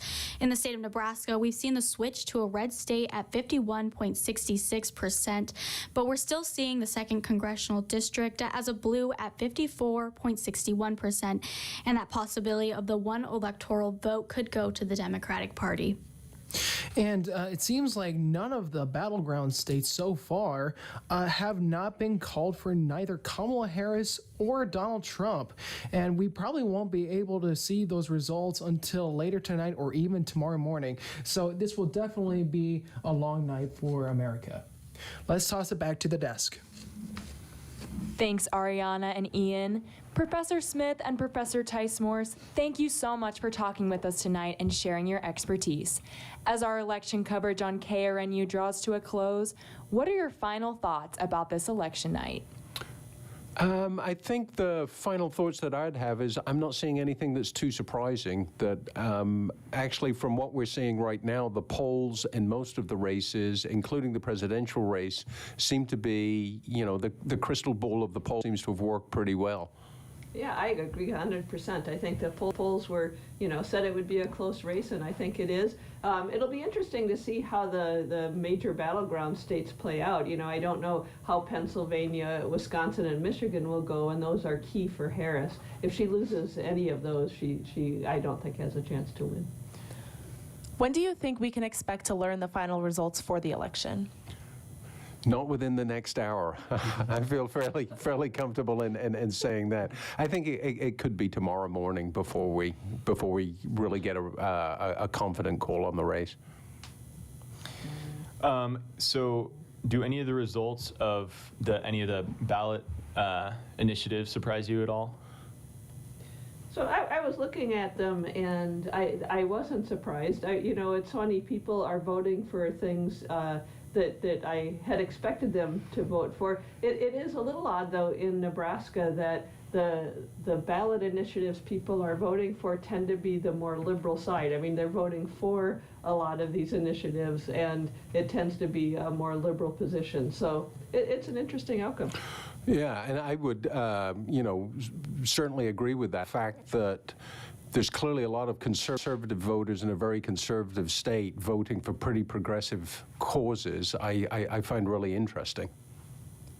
Can you tell us what would happen if both abortion-related ballot measures were to pass in Nebraska?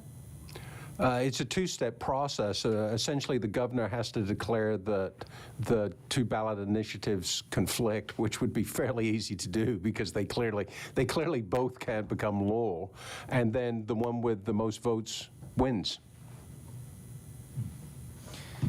To recap the events of this year's election, some races are still ongoing. Pete Ricketts has won the Senate over Preston Love Jr. We're still waiting on results from the Fisher and Osborne race in all 3 House seats. At the moment, Donald Trump leads the presidential election with 210 votes to Kamala Harris's 113 electoral votes. Once again, thank you to our professors for joining us. Thank you to our studio engineer for steering the ship. And most of all, thank you to you for listening. This has been election night coverage on 90.3 KRNU.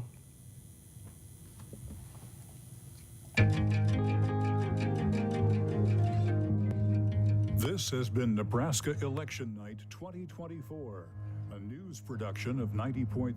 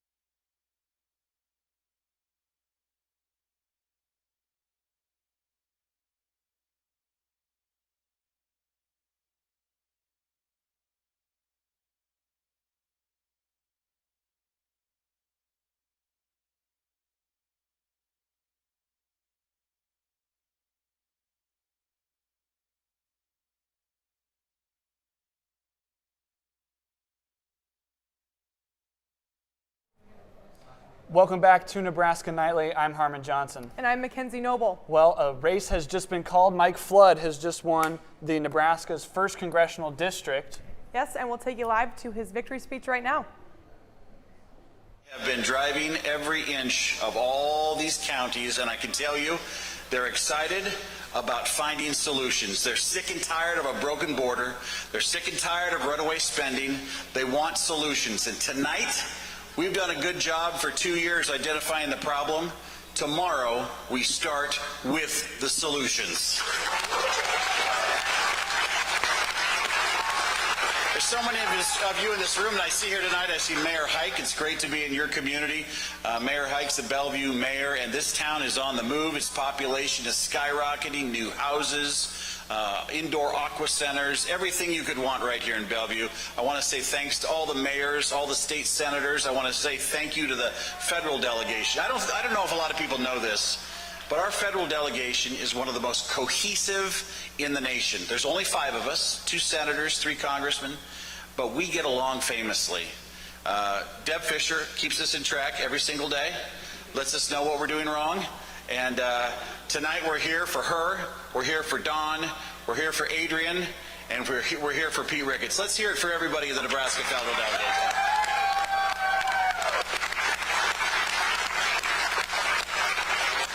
You know, there are people in this room here that get out in 95-degree heat with a heat index of 115. They walk parades. They throw candy. They put up signs. They work rodeos. They work small-town celebrations. They're at county fairs. They're doing everything they need to do to help people that we conservatives want to see in office, and they rarely get the credit. Tonight is not about me. It's not about the candidates. It's about the people here that understand what it means to get someone elected for all the right reasons. And for those of you, I see a bunch of them over here, raise your hand if you worked on a campaign this year, because this doesn't happen without each of you. So thank you very much. Speaking of campaigns, my campaign manager, Andrew Hudson, is here. He just became an admiral in the Nebraska State Navy earlier today. Yes, Mike Flood has declared victory over his opponent, Blood. Yeah, his campaign is claiming that victory. No sources have called that race, but his campaign declaring victory as shown by that victory speech. Another close race tonight. Republican Senator Deb Fischer is still seeking her 3rd 6-year term in the U.S. Senate against independent candidate Dan Osborne. This race is very close, as you can see the numbers there with 89 precincts statewide reporting. Dan Osborne holding a narrow lead there. 51% of the votes looks to be about, if my quick math is correct, looks to be a few thousand from a really close race out there in the Senate race. Yes, things are heating up. But next we have Jackie Ruiz Rodriguez with another photo student, Dylan Galloway. Jackie? Thanks, guys. We're here today with Dylan Galloway. He's a student photographer here at UNL. So Dylan, how have you prepared for this election? So, I mean, we kind of just get our assignments of what we have to do, what we have to go out and shoot. We work kind of with what we get and that sort of thing. But yeah, I mean, that's kind of how I prepare, get my equipment in the morning from the J School and stuff, and then just kind of hit the road and get it going. Yeah, so what is the most interesting thing that you've seen at the polls today? Honestly, what I was surprised by, I didn't really see too many lines outside of the polls. I mean, inside, yes, there were a couple of lines and stuff, but like when it came to shooting things outside, there weren't many people that were lined up, or there were like lines wrapping around the polling offices. Mind you, that I was shooting earlier in the morning and in the afternoon a little bit, so most people might have been going post work day, post 5 o'clock. So. Yeah, so can you explain some of your photos to me that you took Yeah, today? so I kind of just went through, took some of the basic photos of the signs and stuff going around, and it was just kind of like what like the polling stations, that sort of thing. So what we had for the different polling stations. But what I've been currently taking here inside the news station is just photos of students actually working around here and kind of what we've got going on production. Wow, amazing. So what made you want to capture these moments? I always think election day it's one of those big days, especially when it comes to photography or being a photographer. It's one of those things that if you're not really out capturing anything on a big momentous occasion like this, like what are you really doing? But it's one of those things where you could just you can get really interesting photos for your portfolio, but also historical moments. I mean, it's historical moments at the end of the day that you're capturing that many people can use to or see later on. Yeah. Well, thank you so much for talking with me today. Yeah, thank you. Back to you. Well, thank you, Jackie. And we now turn back live as the busy night continues out to the Delray 817, where Gracie Jones is standing by with more information.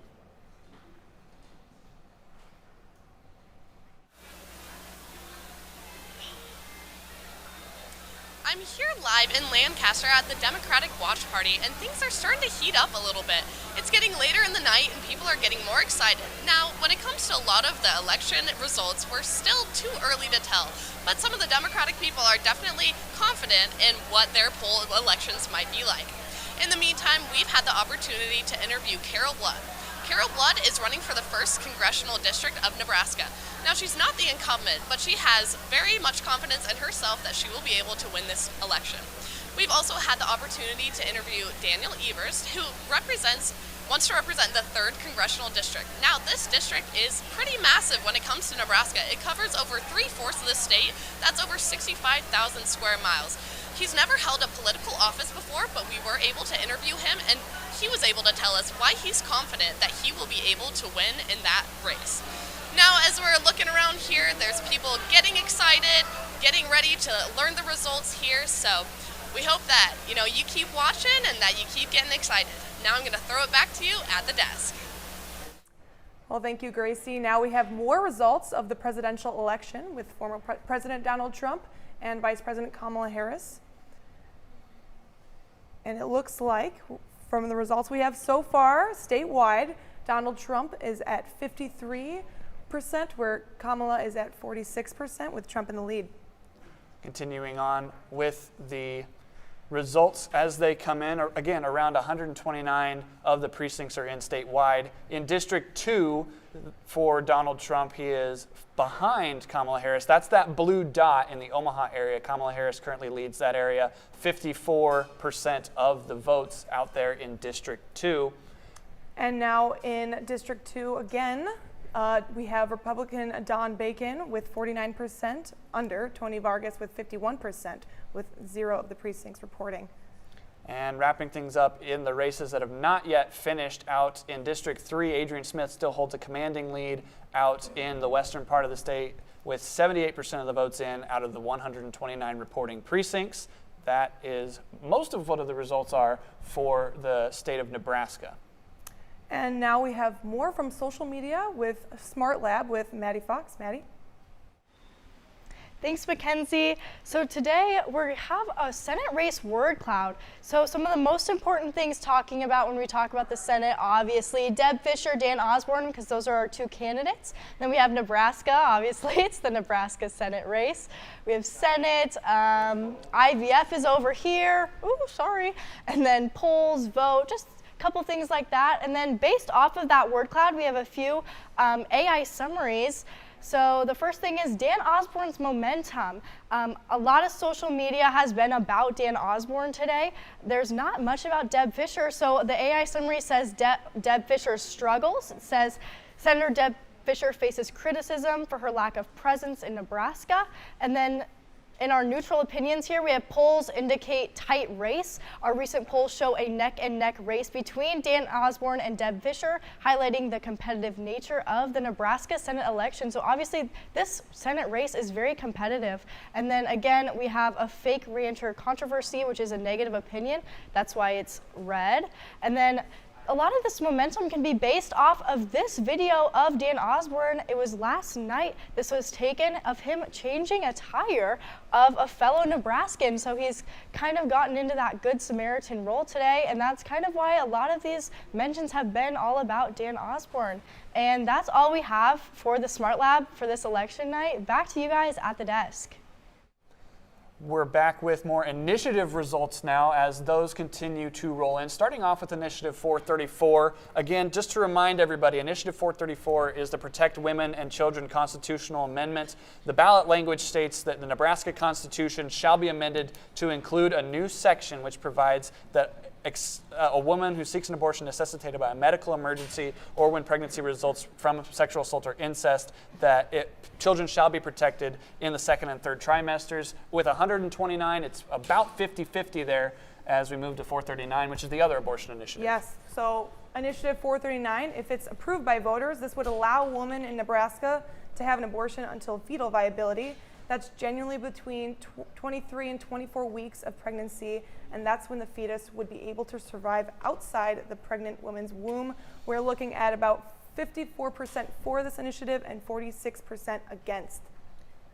Moving into the medical marijuana initiatives, 129 precincts reporting. Initiative 437 is the Cannabis Patient Protection Act, which a vote for would enact a statute that makes penalties inapplicable under state and local law for the possession and acquisition of up to 5 ounces of medical marijuana. Right now, a huge swing on the for side, 73% voting for this initiative.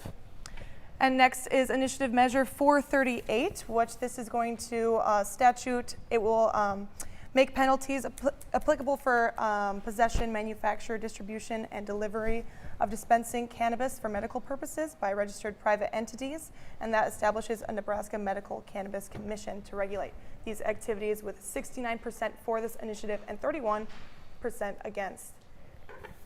Moving to referendum measure 435, this is the private education scholarship partial referendum. Right now with 129 precincts in the state, 58% are voting to repeal the referendum as 42% vote to retain. And lastly, the Initiative 436, this would give employees the right to earn paid sick time of 40 to 56 hours each year for personal or family needs. So we have 75% voting for this initiative and 25% against. Couple of close races there in the initiative sides, but a couple of them are kind of running away. Yes. As we're now joined by Hayden Hudson and Sammy Smith, another photo student here at the University of Nebraska. Hayden? Thanks, Harmon McKenzie. I am here with Sammy Smith, a photography student. Sammy, from what I have gathered, you were here before, you were at the polling places before they even opened. Can you tell me what that was like? Yeah, so me and Sophia Walsh, another journalism student here, got to Sower Church at around 7 o'clock this morning and went and set up took pictures of them setting up the polls, getting everything all ready for voters to come in. So can you tell me, what was the energy like with the people who are working the polls? I mean, what was that like? I mean, it was the calm before the storm. Yeah, absolutely. Like you said, it was the calm before the storm. They were just getting ready. They were all very energetic, very excited for what the day was going to bring. We tried to keep the energy up because they were going to be there for a while. Yeah, I bet that's tough.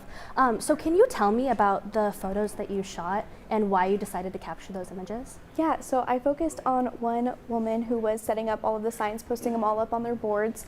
Her name was Teresa. She was setting up all the signs on the windows, hanging them up, set up a big map on one of the walls entering into the church. And yeah, she was great to talk to. That's awesome. Well, thank you so much for joining us today. Back to you guys at the desk. Thank you, Hayden. Well, that is all then for this segment of the show today, but we'll be back on in about 45 minutes around 11 p.m. and we'll see you then.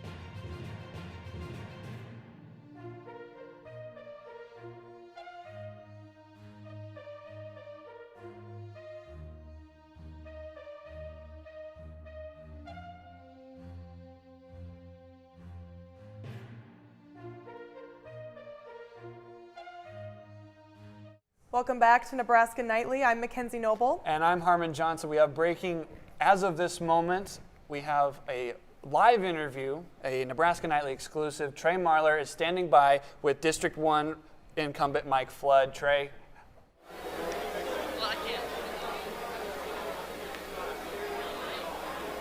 Thank you, guys. Well, I'm here with newly elected Congressman Mike Flood. Michael, congratulations. How does it feel to represent the state of Nebraska by the people of Nebraska? Well, I tell you what, it's an honor and a privilege to be able to have this responsibility bestowed on me again for another term.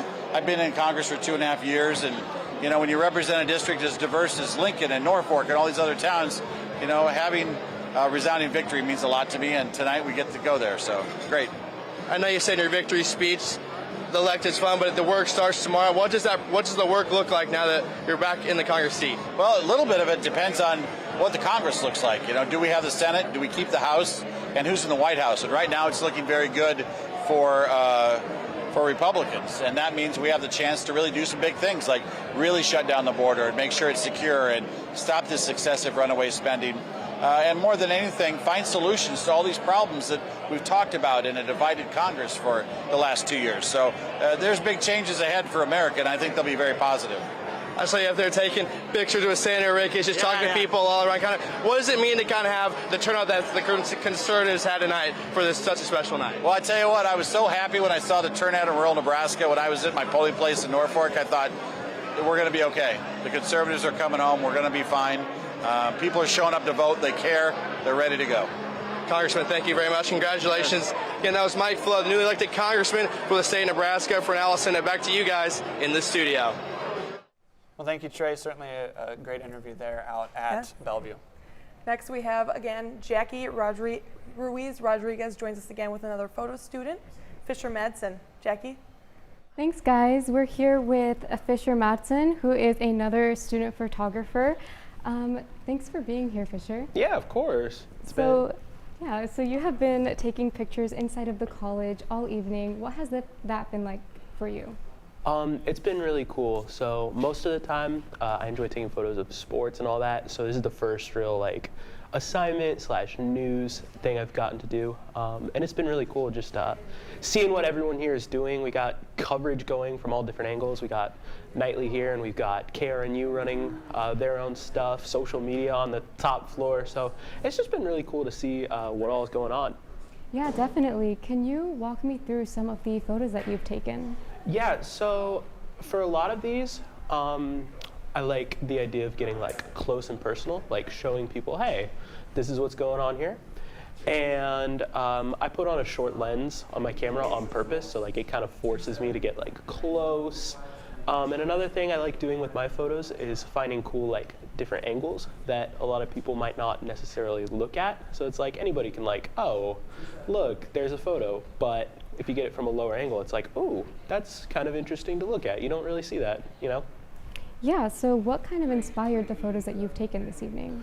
Well, this college has a lot of really great photographers, and I wanted to challenge myself and be okay, what do these guys do well, and how can I, not necessarily copy that, but more learn from that and improve my non-sports photography, just based on what some others have done. I know you had Dylan on here. He's someone who I looked at, and Sammy as well. Yeah. So do you have a favorite moment that you've taken photos of this evening? This evening, there have been a couple. I really liked, this isn't a moment, it's more of a location, but I like taking photos in the Pepsi lab down the hall. They had a bunch of TVs set up, and it was really cool to get someone there with 6 TVs in the background. And another one, my favorite moment was probably in the control room. The lighting there is really cool, and I was able to capture a guy moving a control board, and I thought the lighting was really cool, so that was probably my favorite. Yeah, that's really amazing. Thank you so much for talking with us tonight. Yeah, for sure. Thanks for having me. Yeah, back to you guys at the desk. Well, thank you, Jackie and Fisher. Now back to the Fisher-Osborne race. It's been a really close race all night, as we've been seeing. But as of now, with some updated results statewide, we have Deb Fisher is at 50.3% with Dan Osborne right behind her at 49.7%. And then, so it's just been this crazy. It's been really close, and we don't really know what's going to be happening. And you got to remember, Dan Osborne is 49. He's a younger candidate trying to appeal to a much wider variety, where Deb Fischer, 73 years old, she was elected to Congress in 2012. She's from Valentine. She's from a rural area. But Dan Osborne's message has really been the mechanic type guy, the guy that can go fix Washington.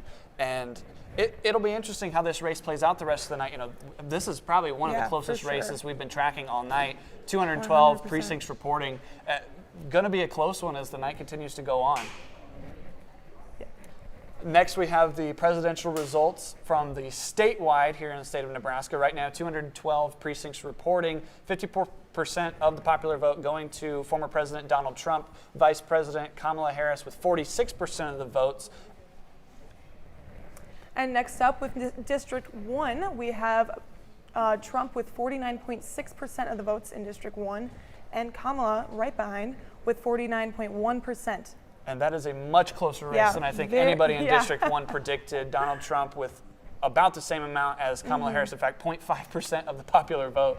That is a very close race in District 1. District 2 was obviously came into this night looking a little more blue. It still reflects that way here in these next round of results. 54% of the vote going to Kamala Harris, 44% going to Donald Trump.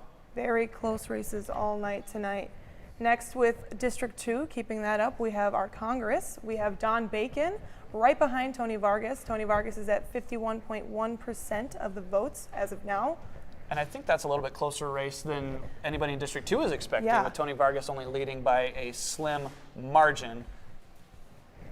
As we look towards the initiatives here on the ballot, Initiative 434 is a very close race. That is one of the two abortion initiatives on the ballot. Right now in the for category, 51% of the vote, and against is at 49. Now, as we go to the next initiative, both of them kind of have to offset for one of the laws to take place. Yes, so for Initiative Measure 439, with 212 precincts reporting statewide, we have 54% for this initiative, which is going to create a constitutional right to abortion for all Nebraskans, and 46% are against this. The other initiative that is still a pretty close race tonight is 435, actually the referendum where you vote retain or repeal. That is the private education scholarship partial referendum. Right now, 58% of the 212 precincts reporting have voted to repeal, which would take away that $10 million annually to fund scholarships to private schools. Yeah, that's all the results we have for initiatives now, but we're going to go take a look at what's new on the Road to 270 map, Logan. Taking a look at the last time you saw me, we have 9 new states that have been declared by the AP and 1 district, as Harris has won the District of Columbia, California, Washington, Oregon, New Mexico, and Virginia, with Trump winning Kansas, Iowa, Idaho, and our first battleground state over in North Carolina. But let's take a look at some of these numbers, especially over in the eastern coast, where we've seen some more competitive numbers. That's why they call them swing states. As we take a look at Georgia's numbers, we'll be seeing numbers pretty close. Actually, we'll take a look at North Carolina's numbers, as for Trump right now, it's at 51%, around 2.5 million votes. And for Harris, it's around 48.3%, which is around 2,400,000 votes. Well, since now that Trump won that first battleground state over in North Carolina, we can take a look at some possible things that could happen, some scenarios. Let's say if every non-battleground state goes the way they plan. So one of the first ways we do have Trump winning is called the Eastern Sweep, where if Trump would be able to take Georgia and Pennsylvania, the rest of the swing states wouldn't matter, as Trump would have that 270 votes to win the presidential election. Or for Harris to still win with Trump taking North Carolina, this is going to deal with the Sun Belt down here, because Harris is going to need also Wisconsin, Michigan, and down in Georgia, and also Nevada to reach that 273 in order to break to get those electoral colleges. So both candidates still have a way to win, but those are probably going to be the 2 most likely ways to see a possible election here. That's all I have for your updates right now. We'll take it back to you. Thanks, Logan, for that update. Certainly a lot of close races yet tonight. Yes, and now we have Dane Lyons, who's going to be joining us live from the Dan Osborne event in La Vista. This is a Nebraska Nightly exclusive as well. Dane? I I am here with Dawson Iosillo, an intern with Dan Osborne's campaign. Dawson, as part of Dan's campaign, what can you say has been your main focus in order to get people to the polls? Our main focus has really been to just talk about who he is as an individual. He's a working class American and an industrial worker. He's a veteran, and he really just wants to appeal to the people of Nebraska. So just talking about his personality and what he stands for, it has been a really big focus of our campaign strategy. Absolutely. And Dawson, as a college student yourself, do you think that Dan Osborne is going to be receiving a high number of voters of like-minded people like yourself? I do. I'm an intern, and I go to the University of Nebraska, Lincoln. He spends a lot of time at universities all across Nebraska. He really believes in the future of our country, and he believes that the future is in college students. So he spent a lot of his time campaigning in universities like UNL. Well, thank you, Dawson, and back to you guys at the desk. Okay. Thanks, guys. I'm here live in Vista, Nebraska, still waiting to hear from Dan Osborne. Right here, I have his nephew, Christian Viestat. So, Christian, tell me, have you viewed your uncle during this campaign, and how does that differ from how people around you are viewing him? So, I've known Dan for a long time, obviously, and the most proud, really, I've ever been of any of my family has been when he led the strike on Kellogg's in 2021. And so the Dan that I've seen through the last year and a half, that's really similar to what I saw during the strike. He's a strong person. He knows what he wants, and he will get the job done when he needs to. And I think a lot of people around Nebraska are seeing that too, because Dan is really doing what people have not seen in Nebraska for a really long time, and looking to beat a Republican incumbent. And what would this win mean for you and for your family? So for me, probably not a lot would change. I'm taking 18 credits at school. I'm still working, so unless somebody manages to land me a cushy job in Washington, I'm still just going to be here. My family's going to be here, but mostly we'll just be able to be happy that we made a real tangible difference in the United States, that we were able to elect an independent to the Senate, and of course we'll be seeing less of Dan in person and more on the news doing the incredible things that I know he'll do in Washington. Perfect. Thank you so much, Christian. I really appreciate it. Thank you. Okay. Well, thank you out there for that, Olivia. Yes, and as we've been saying, it's just been such a tight race. So let's take another look at these results that aren't final yet, but they're getting close. Very close race out for the second Senate seat. Again, Pete Ricketts already won the other seat. And here's the look at the 6-year term. Deb Fischer and Dan Osborne, very close race. Very close. Dan Osborne trailing just behind Deb Fischer. It's, again, been just a crazy race, this one, because with an independent and someone as young as Dan Osborne. Looks like just about 2,000 votes in the popular vote there between the two of them. Certainly will be interesting to see how this plays out the rest of the night.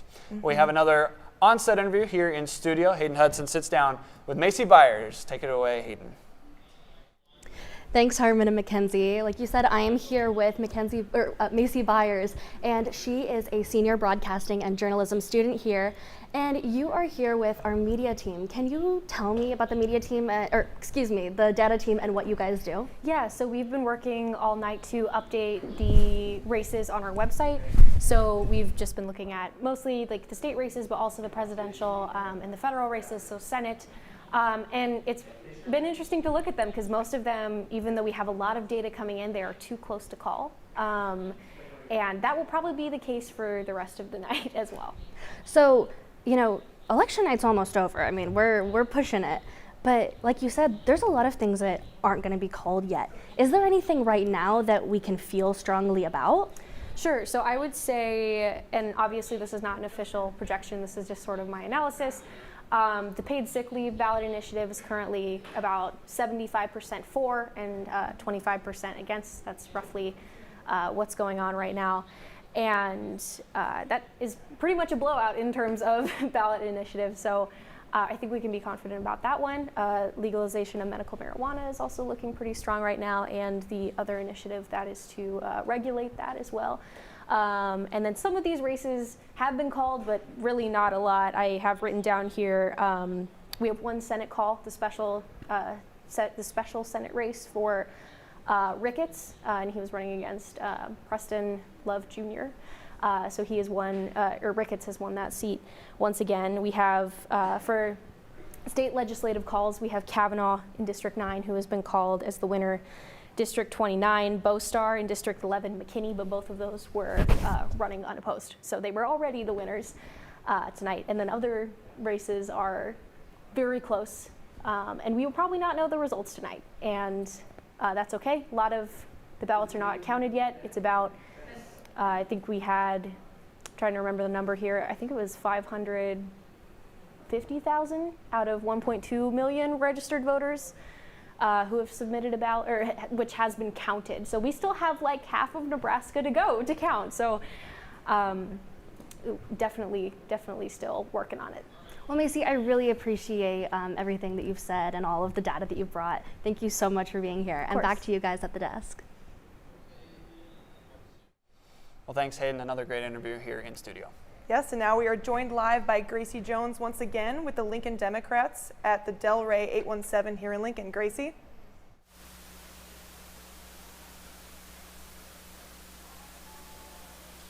I'm reporting live from the Democratic Watch Party. I'm here with Hannah Robleski, the Nebraska Lancaster Democratic Party chair.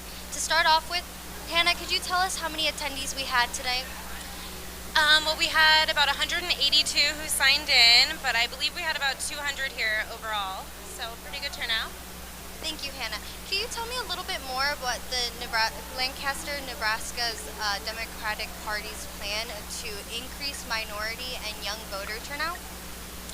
Well, we've been getting out in the community as much as we can. We've been at a lot of festivals, parades, also just going door to door and phone banking and texting, going to college campuses and high schools to just meet voters where they are. And so I think that has been effective at getting more people to turn out and also get involved in the party. Like, we've had a huge increase in volunteers getting involved and a diverse group of volunteers that are getting involved now. And I'm excited that I am no longer the youngest person in a lot of these rooms. Now that I'm in my 30s, I should not be the youngest person in any room. So I'd love to see even more young people getting involved. Thank you, Hannah. And could you also tell me, what is the Democratic Party's plan to address any issues that were brought up during this campaign season? I'm not sure exactly what issues you're referring to. Any issues, any new arising issues that voters have brought up during the campaign season. How does the Democratic Party plan to implement them once they're in term, if they're elected in? Yeah, well, that depends on the position exactly that the person is running for, but Democrats are running on a message of hope and change and moving this country forward, making sure this country and our state and our county and our cities are represented of all people. And I think that's a message that has resonated with a lot of people. We can just feel that in the energy in the room tonight and when we're out talking to voters on the doors and on the phones. Thank you. Well, thank you, Jessica Meza, out there on the scene at the Delray 817. Yes, a lot of votes have been results have been updated. Like we've been talking about, so many close races, so much to cover. First up, we have North Carolina. They've called it with the projected winner of Donald Trump with about 50.8% of the votes so far, and Kamala just behind with 48.1%. Moving now towards Louisiana, that race has also been called in favor of Donald Trump. 66.3% of the popular vote. Kamala Harris only getting about 32% of the popular vote down there in the bayou of Louisiana. Next, we have Ohio, which has been called with Donald Trump with 55.7% of the votes, with Kamala right behind him with 32.4%.